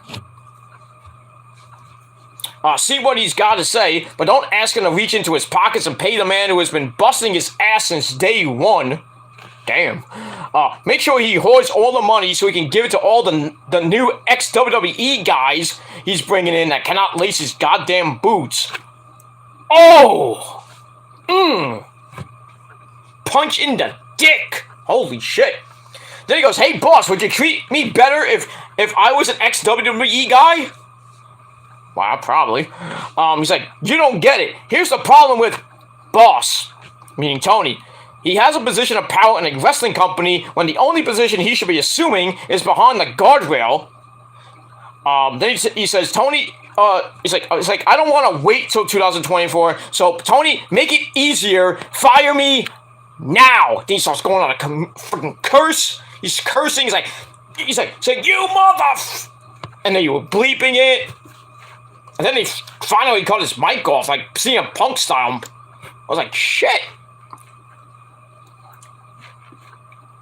I was like, god damn. So, like I said, he points to the camera, and he's like, Tony, fire me right now, you son of a bitch, fire me! Then the mic gets cut, and then that's it. And then everybody in the crowd's like, what the fuck just happened? And I'm like, ah! And Issa's like screaming up, she was like, oh my god! Issa was getting wet in her, her loins, if you will. I was like, damn, this is Pipebomb version 2. Even better than Punk. So I was like, holy shit, Punk. If you want to make a Pipebomb 3, you better make it better than Mr. Maxwell there. And there's a video after Maxwell got done that Punk came out and tried to go after him, though he was limping a little bit. And then Maxwell left in the crowd or something like that. It's on YouTube, by the way. It's on my good friend Yankee Messiah's channel. So check it out on there. Or you can go on Twitter or just look it up on YouTube, where Punk kind of tries to confront Maxwell Jacob Freeman. So I don't know if that's going to be something to look into, maybe. Well, we might maybe see Punk MJF 3 or 4, whatever it's up to, maybe for the AEW title, and maybe they take it off Punk and give it to MJF. Who knows? We'll see. But a lot of people saying this is a work. This whole Maxwell Jacob Freeman Tony Khan thing is a work. I see, yeah, that's probably a work. But this promo, I thought it was a shoot work. It's a schwork, if you will. But, you know, take it for what it is. You have your opinions, I understand that. You could think it's a work. The promo was a work. Or it's a shoot. I think it's a schwork. Half shoot, half work. He was basically saying, I don't want to be here anymore. Like, legit. Like, real life, I don't want to be here anymore. So he's like, fire me. Get me out of here. Well, really, you can't. I mean, if you do get fired, I think Tony has to pay the rest of your contract. So you can legally go to WWE right now if you wanted to, if you got fired. But I don't know if Tony's going to even do that. Bite the bullet and lose one of his big stars. But even if they lose MJF, I think AEW will be just fine. They're doing fine without Cody. And what's WWE doing? 1.496 for Raw. Oh, it was Memorial Day. Big deal. Memorial Day. Watch. The Raw after Hell in a Cell is going to stink too. But then it'll get 1.7 because, you know, Mark's watched the show. Like, hey, Monday Night Raw's on there. I'm going to watch it. the NHL playoffs are basically over. No, the playoffs are still going on, morons. Got the NBA playoffs, which are about to start tomorrow night, Game 1. So I mean, well, Game 1's on Thursday, and then I think Game 2 is on Saturday, and then Game 3, which will be in Boston, probably be on Monday. So we're also going to get obliterated on Monday because everybody's going to watch the NBA Finals, and maybe the East or the West games, whatever game that might be Game 3, might be Game 4, who knows? But yeah, Monday Night Raw is gonna fall flat this Monday in the ratings because everybody's gonna be watching the playoffs or a Met game. So that's it. So I gave that whole shebang, that whole schwerk, whatever you want, Pipebomb 2, I gave it 5 out of 5 stars. Just amazing. I'm still in shock. I'm gonna watch the whole thing again. Because it was just great. That's it. Alright, finally, after that shebang, we get to match number 2. We had Johnny Nitro Impact Pep Boys Elite Mundo. So we had Johnny Elite, or John Hannigan, whatever you call him. He throws out an open challenge to anybody. That was a bad move. So, who should face Johnny Elite in his second AEW match? It is the man who we haven't seen in a while, former TNT champion, the man that loves to do this. Miro smash on a pussy! Yeah! So, we got the return of Miro, and the fans are like, yes!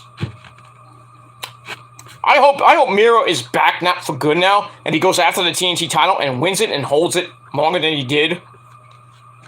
I mean, really, do something with Miro this time. Bring in CJ Perry if she's not doing assassin-like movies. Or Miro herself.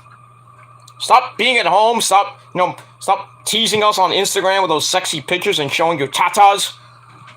There's nothing wrong with that, but it's Instagram. But some of those pictures and videos, ooh. Miro, you're a lucky man to bang her. Whew. But anyway, I digress. So Miro is back, and it was a pretty back and forth match. I'm going to get near the end of this. I'm going to finish up and then maybe watch a late night movie and probably go to bed after that. Because got to work tomorrow. Got nothing else to do besides work. But just going to take it, after work, I'm just going to chill, and that's it. It's going to be yucky and rainy here tomorrow, kind of like today. It's going to be yucky and rainy. It's going to be a little warmer. It's supposed to be like near 80 tomorrow. And then Friday's going to be about 81. It's supposed to be a little bit better. So the weekend's going to be good. And then early next week is going to be nice. And then it's supposed to rain again next Wednesday and Thursday, which sucks. And then maybe into a little bit of Friday, which will really suck. Because I'm going to Outlaw Wrestling with Nick. And my boy Mikey Mittens. So, I don't want to stand out in the rain like I did for WrestleBro a month ago. I couldn't stand outside because it was raining, so I had to go a few feet away. There was a, church next to the place. Another church, not the church, but there's another church, and I stood under a canopy until about 5:45, and then I actually went back to the front door where WrestlePro was going, and then they opened the door finally, and I was like, I'm going in, and I'm getting wet. But it is what it is. Yeah, so weather's not gonna be great tomorrow, and maybe a little bit of Friday, but still the weekend is gonna be here. It's gonna be great. It's gonna be a little bit cold, a little bit chilly, about 71 to 75, and then next week's gonna be good. And like I said, next two, Wednesday and Thursday, and maybe a little bit next Friday might be kind of bleh. But we'll see what happens with all that. But pretty soon, in about a couple weeks, summer will be starting, and then we got Father's Day coming up in 2 weeks. Then July 4th weekend is around the corner. That's gonna be nice. And then go through the rest of July, and then the dog days of August, which is gonna be starting the end of summer, and then we get to Labor Day, which is the unofficial end of summer. And then 2 weeks after that is the start of fall. And then we'll get into the fall month, September, and then talk about Halloween, Thanksgiving, and then the greatest month in the world, December, when winter starts, and then my birthday, Ozzy's birthday, Maria Brink from In This Moment's birthday, Chris Howard's birthday, and my birthday, and Jesus Christ the Lord birthday, and my good friend Lemmy Q-Meister from Motorhead. We play rock and roll with our cuckoo. That's right. That's right. Once again, I share the same birthday with a legend like Lemmy Kilmeister and Jesus. So that's it's pretty damn good. And I turned a year older than I am now. I also forget in July, the Mrs. birthday. She's gonna be a year older than she is. She'll be 44. No, she'll be a little bit older than me. I'll just say that. She's older than me, so I don't care. And no, she's not my grandma. She's not my caregiver. Fuck you. You have no proof of that, so fuck you. I have no proof of what I do. I told you I work in music, so I work from home. Oh, but you don't make money. That's not a job. Yeah, people work from home now because of the pandemic. Dummy.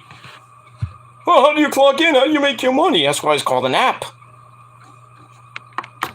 That's why certain companies have apps that you have to sign in. You put your information in, you hit clock in, and then you hit clock out. That's it. Clock in, you clock out. On a Friday, you get your paycheck. Whether it be in check form or direct deposit, which I think is better. You get it right. I get my checks direct deposit.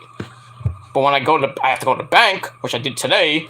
I had to take out some money because I had to pay bills, of course. Got to pay the rich man's cable and the rich man's internet. And I had to pay the rich man's phone, too. So, I had to do 3 things today. Plus, I had to go deposit something for Rosa. And I had to put my money in for my vacation, so. Because I had to give the money to the travel agent, so. You know, they have to book the trip. I have to give them the dates. So as soon as I get a good deal, I'm gonna be packing, and then I'm out. That's it. Actually, since I have, I don't think I can. See if I can do it. If I can get YouTube back up and working again. I think so, but I wanted to play something special for you guys, for the trolls, but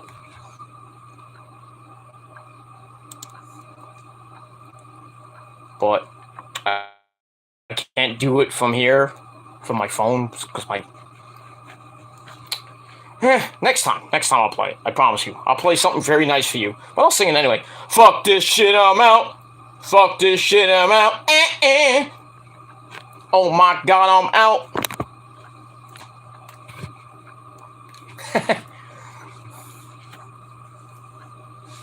That's it, man. When I get up and I start my vacation, I'm be like, fuck this shit, I'm out. That's what the troll should be saying. Fuck this shit, I'm out. But fuck this shit, you're out. Get out. Get out and get off my dick.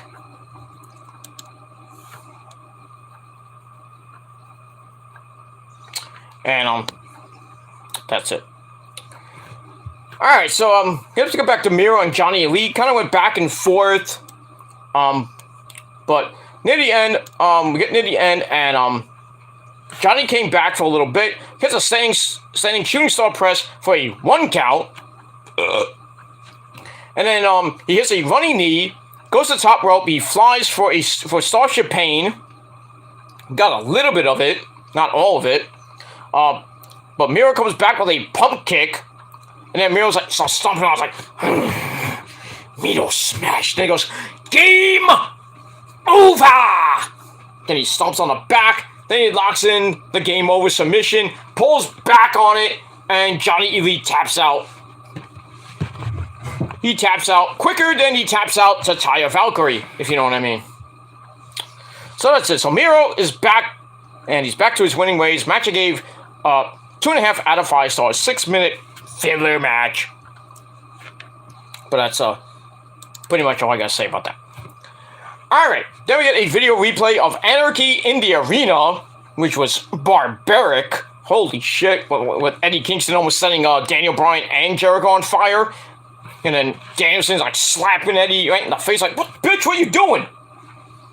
And then as we saw, Jericho Appreciation Society came out the winner as they choked out Bryan Danielson, I should say. And they're, then we see him, they're once again in matching white vests and they smirk. I'm like, what is this, the Backstreet Boys? I want it that way. But anyway, so Jericho comes out to Judas, and the fans are singing, and then he's like, "Cut the fucking music!" That's not nice. That's not nice. So anyway, they're all in the ring, and Parker starts clearing his throat. He says, "At Double or Nothing, they dominated. Therefore, AEW Galaxy appreciate us." Oh boy. No, Parker, for the love of God, shut up. Nobody's gonna appreciate you. What you will do, and you must do, and all you trolls will do to me is, like Roman, YouTube. Acknowledge me. That's what you do. That's what you gotta do. You gotta respect Roman. You have to acknowledge your tribal chief. And for all you trolls and douchebags out there in YouTube land, you have to acknowledge the prophecy and acknowledge your tribal god and extreme heavyweight champion of the world and undisputed, undefeated universal heavyweight champion of the world. So, acknowledge your tribal king. Bow down, bitches. Because that's what you've been doing for 13 years. Bowing down. You can't beat us. You can't beat me. That's for damn sure. But I digress. Alright, so he says that. And then Matt Maynard gets on the mic. Says, "Did you see Double or Nothing?" Yeah, we did. "Did you order the pay-per-view?" "No, I saw it on stream." Because if you did, you know that they are the Princes of Pain." That's a nice tag team name. Princes of Pain. Not the Authors of Pain, but the Princes of Pain. And he says, "Nobody, like the Italians, does it better." Alright, Jericho walks to the center of the ring where he's slowly staring at the hard cam, starts smiling. He's like, "I know you wanted to sing my hit song Judas, but you don't deserve to sing it anymore. What we deserve is the winners of the match.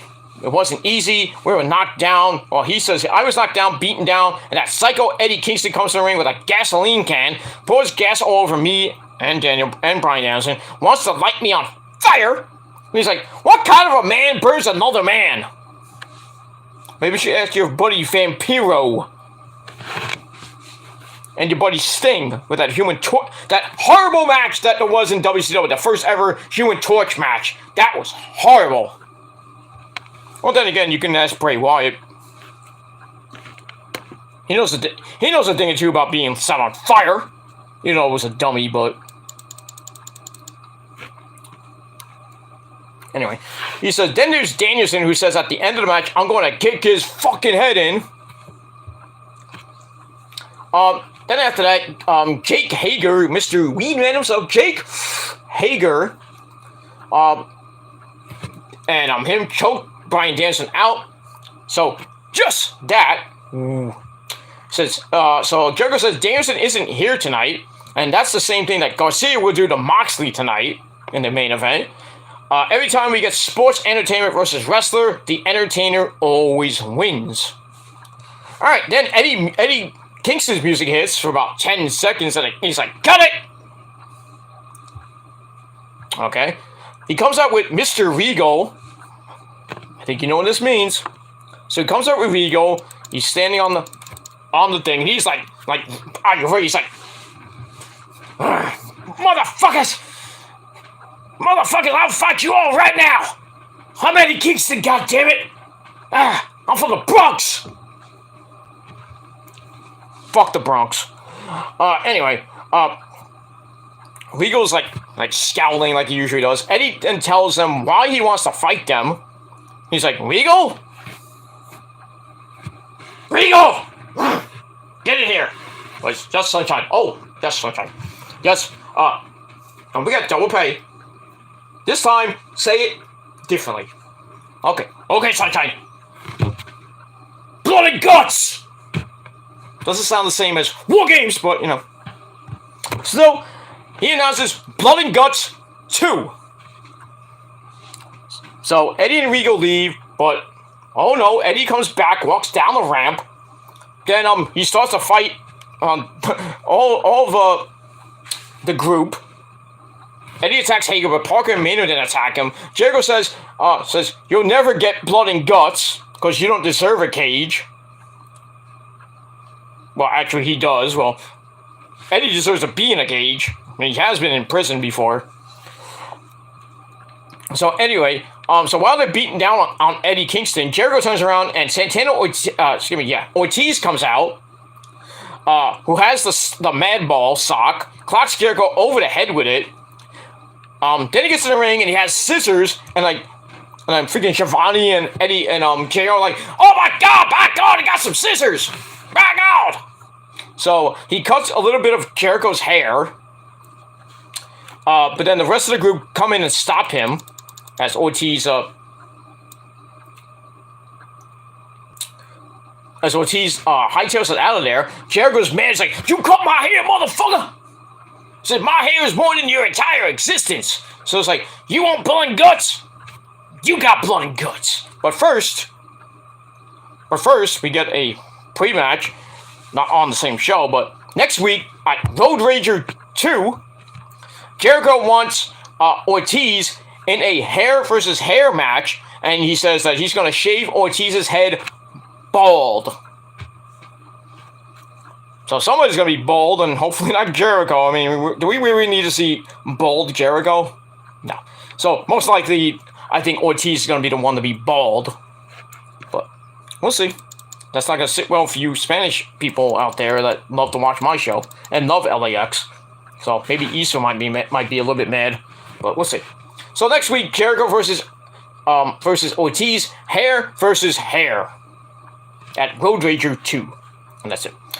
All right, match number 3. We had it was supposed to be a 10-man tag team match with the Undisputed Elite, baby, basically taking on Jurassic Express and Christian and the Hardy Boys, but since Jeff Hardy and Adam Cole, baby, got injured at Double or Nothing, they had to take him out.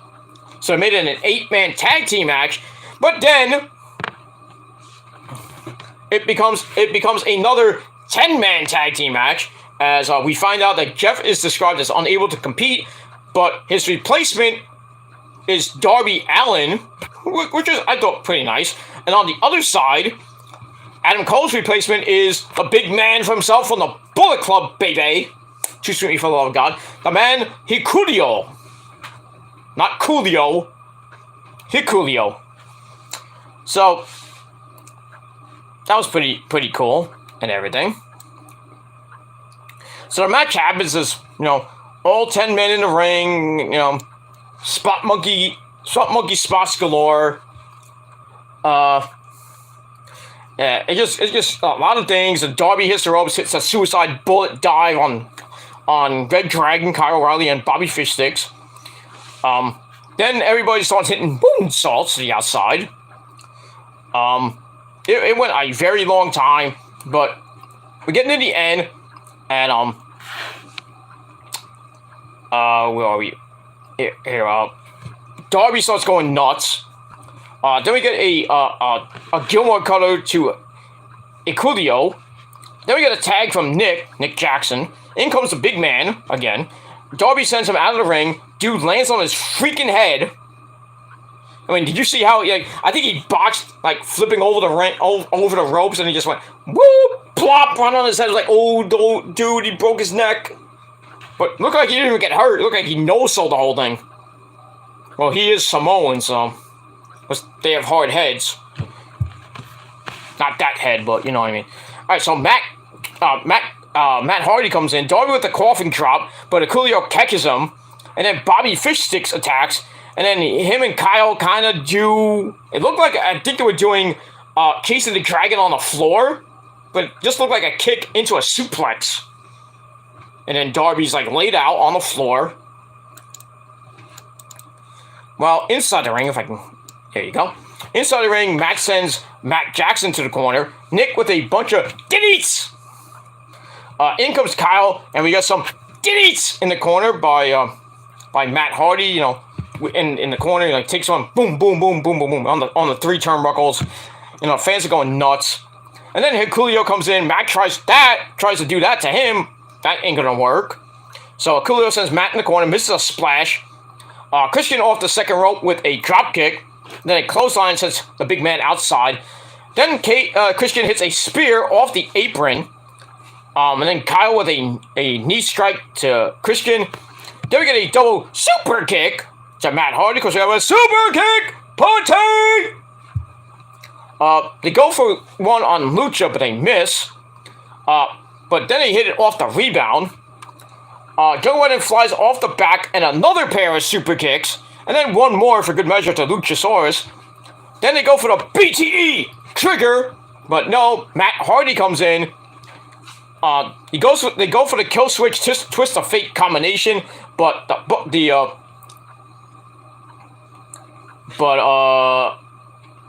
Bucks reverse. And then we get high-low from Red Dragon.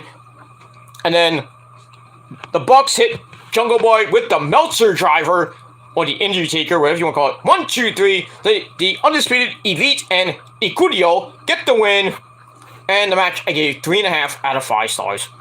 Almost a 12-minute match, and that's pretty much it. After the match, we see Christian Cage help Jungle Boy out in the ring, and Luchasaurus falls as Matt Hardy's like, dude, what the fuck? So I don't know what's going on there.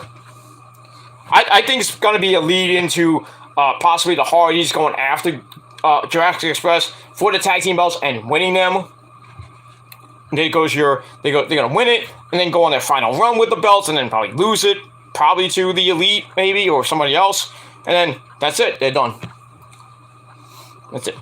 Speaking of teams that should have won the tag team titles, we go to the back with I think it was with the lovely what was her name Alexa, or I forgot what her name is. The female interviewer will say. She has Keith Lee and Prince's cousin Isaiah Scott Strickland Swerve Scott. They're all backstage to talk about almost reaching gold, but Swerve wants to introduce us to a few people in the grand scheme of things that don't really matter to us. I think they're from T-Mobile and some from, I don't know where they're from, I could care less. Then Keith Lee says, we will all swerve and bask in his glory. In their glory, I should say. So, it is what it is. So I give that 2.5 out of 5 stars. Alright, after that, Tony Baloney gets out of the back, goes to the top of the stage, and he introduces the newest member of the AEW women's roster, Athena, or Ember Moon. She comes out, says I didn't back down from Jade, and then Tony's like, welcome to AEW Dynamite, or AEW. So Athena's all hype, says thank you, I can finally say that I'm all elite. She brings up Jade again, says all streaks were made to be broken. Talk to The Undertaker about that. And she will be the one to break Jade's streak. Jade can say what she wants, but I'm the alpha, and then we hear, Tony, cut the shit. And then Jade Cargill comes out with Stokely Hathaway, or Malcolm Bivens, her new publicist, and the baddies, Kiera Hogan with really blue hair with a little bit of red tips in it, and Red Velvet from Your Mama's Kitchen with red hair. So they all come out. Jade says everyone might be this or that, but I'm just that bitch, because she is a champ. She wants to introduce the best talker in the game, so she hands the mic to Stokely Hathaway, who basically, like, kind of says, how dare you interrupt her on me, interrupt me on my first day on a damn job. Then he says, I'm Jade's publicist, and Jade is a queen. She's a goddess. Our TBS champion, and she knows Athena wants the title shot, but you ain't gonna get it today. So then, Athena was about to get in the face of Jade, but then Kiera Hogan steps in, and gets in her face. And then Anna Jay of the Dark Order, she comes in, followed by Chris Statlander, the so-called resident alien. And you know what's going to happen next with a lot of blah, blah, blah, blah, blah. Stokely asks for security. Says to get them out of here as Jade makes fun of Athena's height. You're a little person. And then we see the backdrop 32-0. I thought it was 31, but I guess she got an extra win somehow. Maybe it was on Darker Elevation she was on. I didn't even know it. But 32-0 for Jade Cargill. That bitch show. And that's pretty much it. So I gave that 3.25 out of 5 stars.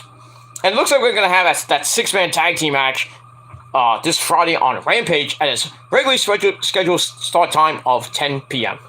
So check it out. On time. On cue. Move on. Alright, after that, we come back. We see Wardlow, who is now All Elite, because he signed that contract on Sunday after beating the crap out of MJF. He's walking in the back. We get a Goldberg-like entrance. I mean, not even music. Until he comes out on the stage. Finally, his music plays. No security, no pyro, anything like that. So he's in action in our 4th match as he takes on JD Drake of the Workhorsemen. And basically, Wardlow beat him in like, how much time did he beat him? Like a minute? A minute and 68 seconds, basically. Beats him up, hits the Powerbomb Symphony, not once, not twice, 3 times, not 10 times today, folks. So he has 3 power bombs, 1, 2, 3. He has the easy win, squash match win, which I gave 2.5 out of 5 stars. And that's it. Afterwards, Waldo kicks JD Drake out of the ring, celebrates in the corner, and then Tony Schiavone comes in to get a word with the man. He congratulates Waldo for being All Elite, but out comes Smart Mark Sterling with a whole bunch of security and some documents. And I guess referring to security, I don't know. Smart Mark Sterling basically says, I'm suing Wardlow on behalf of the security company that's AEW, not Atlas Security. So Wardlow, one of the security guards gives Wardlow the documents, and then he was about to leave, and Wardlow grabs him and beats the fucking shit out of him. Then he rips up the paper. Then he powerbombs him to death. And he's like, my God, he had a family! Okay. So I don't know what's going to happen with Wardlow now. I think he's going to get a humongous push, hopefully to the world title or the TNT title. We'll see what happens with that. So I gave all that 2.5 out of 5 stars, and we move on. All right, then we go to the back with Scorpio Sky, the TNT champion, with his buddy Ethan Page and that fat-faced dipshit himself, Dan Lambert. Dan doesn't like Dante Martin, but you can't deny his potential. In a few years, he may be as good as Scorpio. And then Ethan Page says, I don't have a couple of years, though. I've only got a couple of days. He's like, enjoy the vacation, Dante, because on Friday on Rampage, I thought it was going to happen tonight, but now it's coming on Rampage. I was like, figured it would be. Because they don't put the TNT title much on Dynamite, but it is what it is. He says, on Friday, you're going to get your ass handed to you. So, Scorpio Sky's like, he's about to, get really pissed off. And then Dante comes in saying, I think I'm better than you. Blah, blah, blah, and you know it. And he says, on Rampage, I'm going to prove I'm better than you. I'm not going to become the champ. Probably not. But that's all I got to say about that. So it was a pretty interesting segment. I gave it 3 out of 5 stars. And we'll see what happens this Friday night on Rampage for the TNT title. Scorpio Sky defending against Dante, don't call me John Cena Martin. That's pretty much it. Whoops. Hey, stop. Stupid mouse. Alright, match number 5, women's tag team action. We had the winner of the Women's Owen Hart tournament the good doctor, Dr. Britt Baker, saying with me now, GMD, baby, who comes out with her belt. That's not even a belt, but it's a belt. Then she comes out with her best friend, Rebel, or Reba, and Jamie Hayter, as Britt and Jamie team up against Ruby Soho, and Toni Storm. Both looking fine. Well, 4 ladies were looking goddamn fine. But kind of a back and forth match. Not a bad match, per se. We're getting near the end, and, Ruby hits No Future on Britt, goes for the cover, and Britt kicks out. Then she reverses into the lockjaw, but she couldn't get her fingers down Ruby's throat. Ruby turns her into a pin for a near fall, as Jamie comes in to shove the foot off and change the momentum. Then a 1905 fruit roll-up by Britt Baker for a near fall. Then she hits a neck breaker, almost punches Jamie on the apron by accident.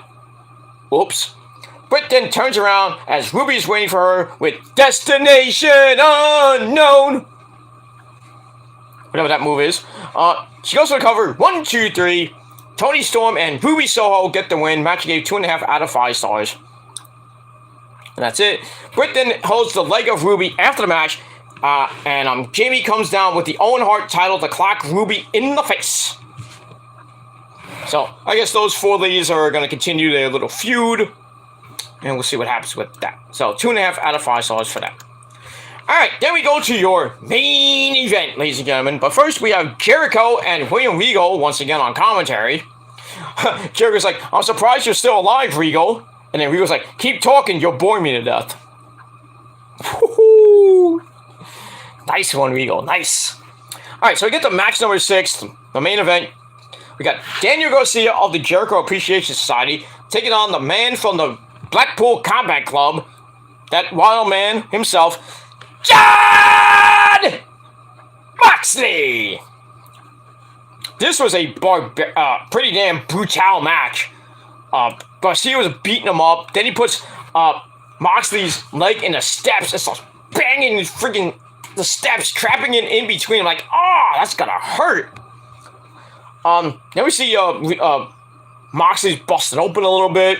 Then he's fully busted open by near the end of the match.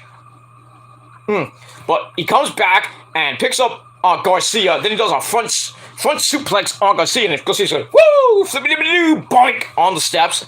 Ow! Then he's standing in the ring. He's like, blood covering up his face. Looks like a crimson mask. It's fucking insane. Then they keep going at it. Beating the crap out of each other.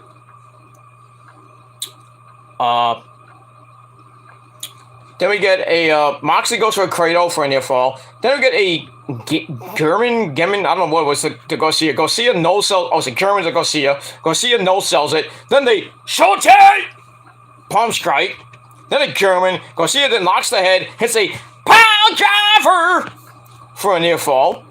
Garcia then tries for another sharpshooter. He gets it. He sits and wrenches back on that leg. And Moxley somehow grabbed the head, and counted it into a pin for a near fall. He gets right back up.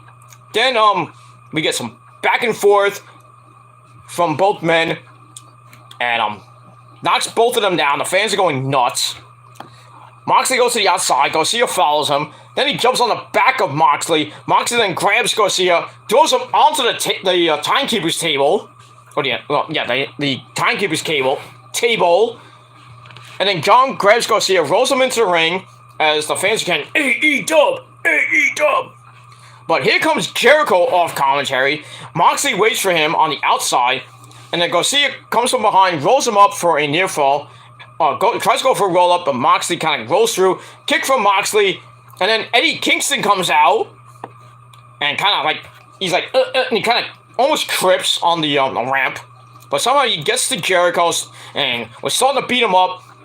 And while on the inside, Moxley hits the paradigm shift right into the bulldog choke, and Daniel Garcia basically passed out. So your winner, Jon Moxley, in a brutal beatdown of bloody type of match. Pretty damn good. I give it 4 out of 5 stars. And that's pretty much it. After the match, it's actually at 10 o'clock this happened. He grabs the mic, says, if Jericho wants blood and guts, sign me up. You got blood and guts. So there you go. So that's basically what you got right now. You got Eddie Kingston, Moxley.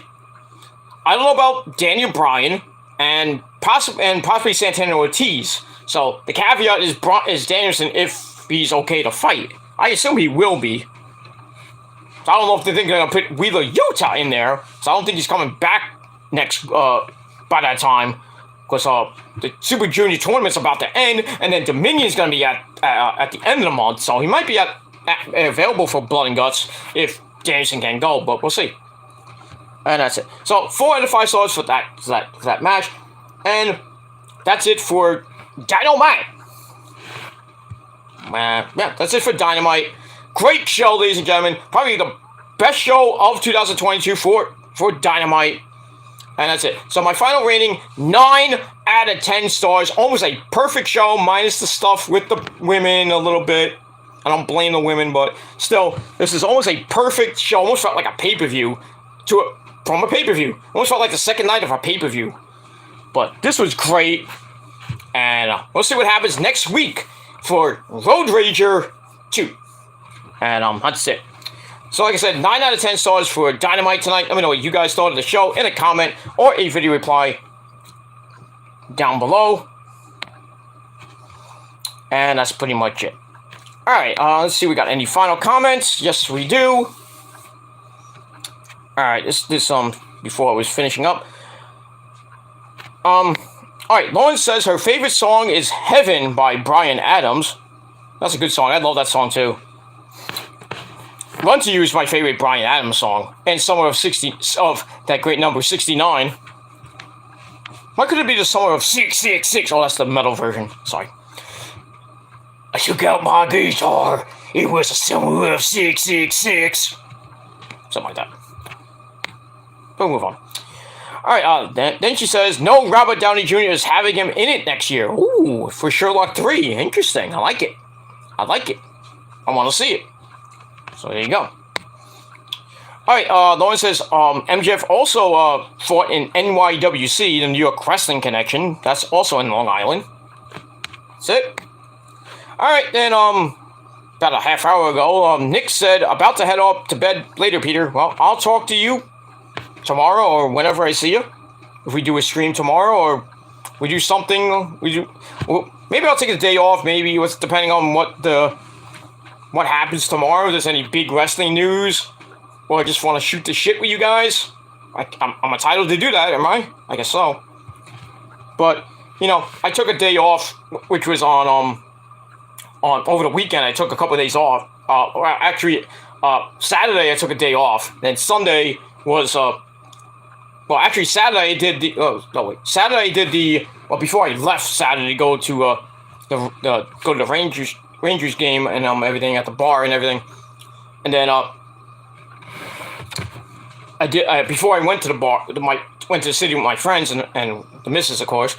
For Memorial Day weekend, I did my Double or Nothing predictions, and then that was it. I didn't do a video until late Sunday night, which was after the Double or Nothing. So I took basically a day, about a day and a little over combined a day off.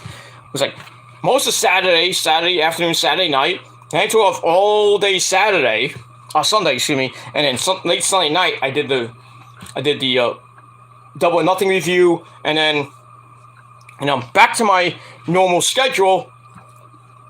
But I may or may not take tomorrow off. I'm not sure. It depends what happens, and we'll see what happens. We'll see what happens tomorrow. But I might just take the day off. But I will be around. I mean, I'll be watching videos here and there from my good buddies. Joe Cronin, if he does anything tomorrow. Maybe I'll watch some videos from the people I'm subscribed to. I know tomorrow night at 8 p.m. on the Brandon Martin channel, the next episode of the Rant and Rave podcast with Brandon Martin, Jordan Little, J-Man, or whatever his new name is now, Eric Lima, and the crew. talk about the wonderful world of wrestling. So check it out on the Brandon Martin channel and tell him Peter Gilman sent you. And that's pretty much it. So big plugs to those guys. That's pretty much it. Probably gonna just watch that. Watch some. Probably watch a little bit of TV, and then I'm gonna watch the Met game at 10 o'clock. And then probably after the Met game ends, it'll probably be about around 1 o'clock ish. Then I'll have my sensible dinner around the time I watch the Mets, and then after that I'll probably maybe watch a late night movie and then go to bed because I gotta work Friday. Yeah, sadly I gotta work Friday. So Friday's gonna be a big day. I gotta work, and then I got some things to do and things to do, and then I'm going back to New York City, back to the Garden with some friends. Rosa has to do some stuff on the weekend, so Friday she'll be out Friday, but me, I'll be out in the city with my friends. But then I'm gonna be back to do my SmackDown Rampage review Friday night, and then Saturday, probably before I even go to the Rangers stuff on Friday, I will be doing another episode of the Shadows Lair, and I'll be doing a full episode, long episode with predictions for In Your House 3 and Hell in a Cell.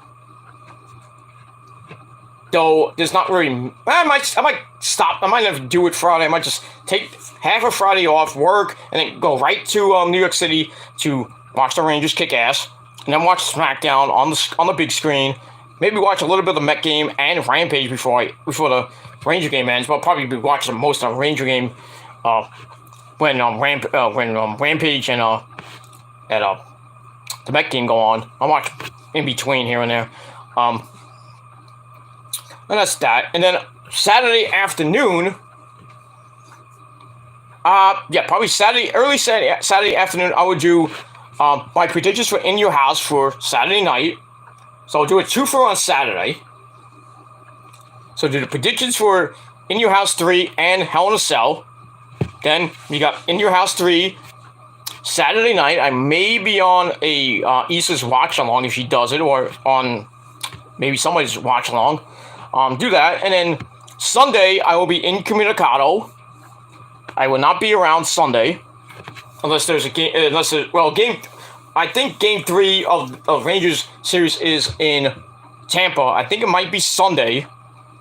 Or it could be Monday. It's either Sunday or Monday, so I'm not going to the bar to see that. But I will be out on Sunday. I will not be around at all until late Sunday night when I come home.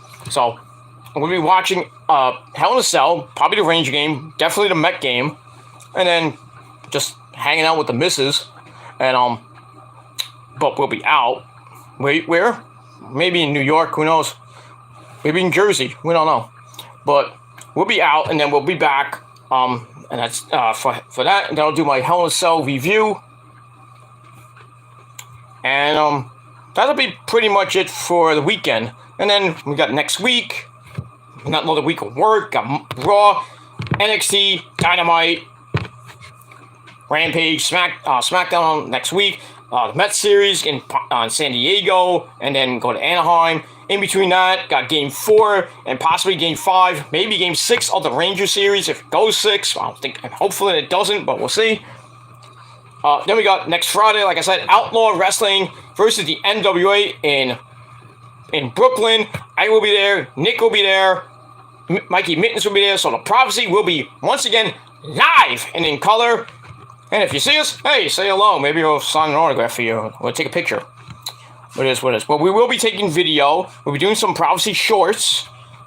Just to shut these fucking trolls up again.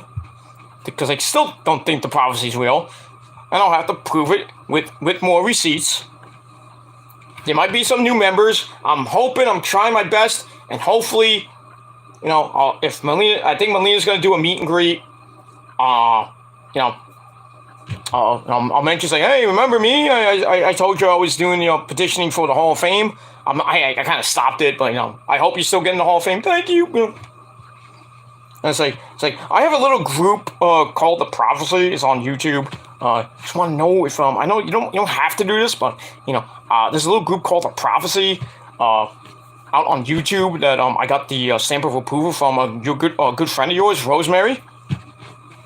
And so just want to ask if ask you nicely if like you want to join. She's like, and she goes, yeah, I'll join. I was like, okay, thank you. No, it's like, then I'll go to Nick. It's like, okay, let's do the video now. Then me and Nick will go on video, and but we really can't put Melina in the video because I don't want to get beat up by the people at Outlaw or, God forbid, Billy Corgan. But so I'll try to ask Melina nicely if she wants to join. If she doesn't want to join, that's fine. It's fine. It doesn't, I mean, not a total loss, but if she joins, I think that's probably the biggest signing in the history since Rosemary, really. I made the group, and Rosemary joined. Well, she is my Demon Assassin bride, so she has to join. But she put the stamp of approval on it, and I showed a receipt of that a few months ago, when the prophecy was reborn, or kind of changed from the Gilmore Armada into the prophecy, which is the greatest thing since sliced bread, and it's real. I showed it 3 times, really 4 times. If you think about it, the actual tweet from Rosemary giving her stamp of approval. Then the first prophecy video from WrestlePro, which got over 2,400 hits. It's still going. Then I did do 2 at WW1. I don't know still how it happened. The first one where it was me and Nick back live, and there somehow that video got taken down due to third party, which you all know is from douchebag trolls. Screw. And then we did a second one when I announced the newest member of the prophecy, Shane Fair, the ring announcer for Pro Wrestling Magic, WW, and many other independent promotions in the New York, New Jersey area. So he's joined, and that's pretty much it. But we're gonna get new members. Me and Nick Nick is recruiting, Lauren's recruiting. I'm gonna be recruiting on next Friday. So now if you're there, you want to join, you're in. As long as you're a cool guy or a cool chick, you don't have to suck my dick about it either. No, I'm kidding. But if you're a chick, you got big titties and everything, you automatically get in. No, I'm just kidding. But yeah, if you want to join, come on in. Come on in, and we'll do a little video, announcing you're the newest member, and that's it. But we're gonna have fun next week at Outlaw versus NWA. We're gonna have a good time. Homicide will be there. Melina definitely will be there. She's taking on GC. I just friended her. I just followed her on Instagram. GC Showfall. I forget what her name is. She's gonna kill me now. JC something. I forget. But she's gonna be Melina's gonna be in action. Nick Aldis will be in action. Homicide will be in action. Because I think he's a champ there, actually. He's a champ there and in NWA. He's a junior heavyweight champion. Nick Aldis will be there. I don't know who else from the NWA might be there. I think Tyrus is going to be there. That should be interesting to talk to Tyrus. Hey, what do you think about the war? Nah. I'll just say hi to Tyrus. Like, hi, Tyrus. Hi, Tyrus. Bye, Tyrus. I really don't want to talk to him about politics. Because he's got his own opinions, and I don't want to mess around with him.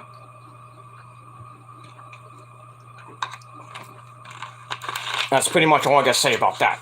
But I think Tyrus is going to be there, and some of the stars from Outlaw who I don't know because I never saw the promotion. It's my first time going, and seeing the stars of the new NWA, the Billy Corgan version of NWA.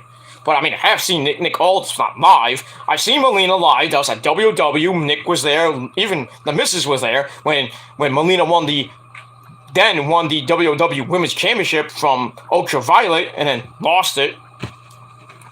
Lost it back to Ultraviolet, who then lost it to Jade, my sweetheart Jade from WW, who is now the Warriors of Wrestling Women's Champion. She just beat my good friend Angelica Risk, because she follows me on I follow her, she follows me on Instagram. And Julia Hart, I met and talked to Julia Hart. I originally said, don't join. It's like, okay, I won't. It's like, I mean, it doesn't matter. It's like, it feels like you're going to. It's like, oh, I'm going to see what's going. She said, I got to do what's best for me. And she did what's best for her. So I kind of get a little bit of credit. Not too much credit, but I get like a tiny bit of credit for helping her get into the the House of Black. But I already like predicted that she was going to join the House of Black when that whole feud with them and Death Triangle started, and the Varsity Blondes, that whole situation when she got the mist blew in her face. I'm like, yep, she's joining. It just took a couple of months for her to join. And that's pretty much it. So it's going to be a good time next week in Brooklyn. Outlaw Wrestling versus the NWA. And like I said, me and Nick are going to be there. My good friends Mikey Mittens, maybe Joey be there. Though he may be at the Ranger game. Who knows if the Ranger game is that night. Hopefully not. Because I'll have to I already bought my tickets for Outlaw, so Rose is not going because she doesn't want to go. She has other things to do with her career. No, she has to do other things. She has to, she's got to, take care of her mom and everything. And her mom's not doing good, so she'll be doing that. But other than that, I'll be hanging out with my friends, my good friends, and they're real. If you think I don't have real friends, then you don't have real friends and you don't have a real life. I have a real life. That's why I go to wrestling events. I buy merchandise from the In This Moment store or wherever I feel like buying my merchandise. I was going to actually buy some new merchandise from In This Moment that actually have a limited edition, or from a limited time, excuse me. I don't know how, they only have 500 of these left. They have it's called the Natural Born Sinner box. It's like a big box. Not a big box, but it has a shirt, a black or a pink shirt for men and women. It says Natural Born Sinner with the new In This Moment logo on this part. Then on the back it says Sinner 22, so it's the Natural Born Sinner 2022 shirt. Then it has a lyric sheet, a laminated lyric sheet of Natural Born Sinner off the Black Widow album. The Black Widow album. That's kind of cool. Then they have a little box. Inside the box, it has I think it has a sticker, a pin, and a socket that I think you put on your phone. One of those, you put on your phone, and I can't show you it personally, but the thing that holds up you put it and it holds up your phone. It's like people, you've seen it before. So they have one of that. That's kind of cool. So I was gonna buy it, and it's $70. You go on the In This Moment merchandise store. It's $70 for men and women, but it's only a limited amount of 500. But it's gonna sell out really, really, really quick. So I was gonna do it. It was gonna take a couple of days, and I was gonna buy it on the weekend. But I want it, but I can't get it because I have to save for my trip. I had the money. I already bought the tickets. I just have to save for money I paid my bills already. I got to save for the Uber going to the plane and coming back from the airport. And if we do some things, go to restaurants and do whatever we got to do in Florida. So got to have money for that. And then that's it. And then when I come home, gotta continue work, and then I'm gonna save up until my next trip, which will probably be July 4th weekend. But we're probably just going out to the Jersey Shore, just hang out a little bit. Then after that, the end of July, I got Rose's birthday weekend. We're going to Atlantic City to play the slots and to celebrate Rose's birthday on that her birthday weekend at the end of July. So that'll be on the weekend, that whole weekend, Friday, whatever it is, that Friday, Saturday, Sunday, and then that's it. We're gonna have a great time in Atlantic City, and then we'll be back again, and then probably going into August, I'll be like in and out of the state. I'll probably like most of the week I'll probably be here because I gotta work because I can't really go anywhere. But Other than that, the weekends, I will probably be in and out of the city at all times. From Friday to Monday, I'll be out. So, I'll probably be in Baltimore. I might be in Jersey. I might take a little quick trip down to Florida. I might take a quick trip to upstate. Who knows? But, like I said, I will not be around much of this summer. So for all you people saying, I'm going to see you in June, you're not going to see me at all. You ain't going to find me. You ain't going to see me either. So kiss my ass, assholes. So I know your little games, trying to scam me, saying, oh, don't hide this time, man. It's like, yeah. Just try to get past my security. But yeah, we have security here at Casa del Gilmore. So we have guard dogs. We have lasers attached. We got sharks with laser beams attached to their freaking heads. We got it all. See if you have the balls, but you don't. You don't. Man, I won't be around. You might call me a cow. Call me a cow for what? Because I'm going on vacation? Oh, we'll wait till you come back. Yeah, you won't know when I'm coming back. Like I said, I could be going tomorrow. I could be going this weekend. But you won't know when you might know when I'm coming back. I could come back next Monday. I could come back 2 weeks from now, 3 weeks from now, a month from now. You won't know. When I do, I'm just gonna laugh in your face.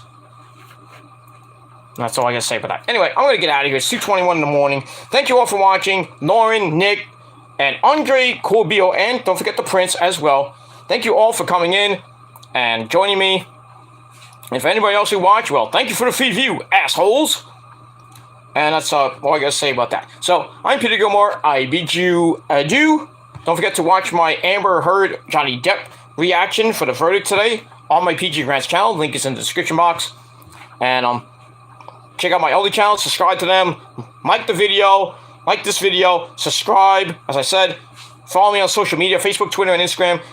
And share the video all over the internet. Don't forget to tap that bell. Turn on all notifications so you don't miss anything. And that's it. So I bid you once again adieu. I'm Peter Gilmore signing off. Peace out, rock on, and rock hard with your cocoot. And if you're not down with that, motherfuckers, well, too bad, because we're better than you, and you know it because we are the prophecy. Me, Nick, Lauren, Andre Corbio, Prince Idol, Chase, Jerry. I can list them all, but I'm not. It's a big list. But for me, Lauren, Nick, Prince Idol, Andre Corbio, and everybody else in the prophecy, if you're not down with that, well, we got 3 words for you. Fuck you, man. And you can kiss all our asses. Because you're all biceps with no balls and no brain. So, all you haters out there, especially those those clowns out there who need blue chew and they play with their monkeys. That's all I gotta say. You're not down with that? Well, fuck you, because we're better than you, and you know it. Because the prophecy is real as can come. And you can't do anything about it. Simple as that. Alright, I'm going to sleep because I gotta get up in the morning for work, because I have a job and a life. Unlike you motherfuckers who are probably sleeping now, but you're gonna get up in like 3 hours from now, or you're probably up by now if you're in that shithole in UK. It's 7:30 in the morning. And what are you gonna do? Get on YouTube, check out my video, probably give me a dislike, or go on your stupid garbage videos that you do of me or of other people, and then talk about me. Leave your comments, because that's what you do. You're obsessed. You love me, but now, and as always, you acknowledge me and the prophecy, because we're better than you, and you know it. And that's it. So, fuck you, man. That's it. So, thank you all for watching. Go to bed, everybody. I'm Peter Gilmore signing off. And until next time, fuck you. And peace. Ha! Good night. And go Rangers!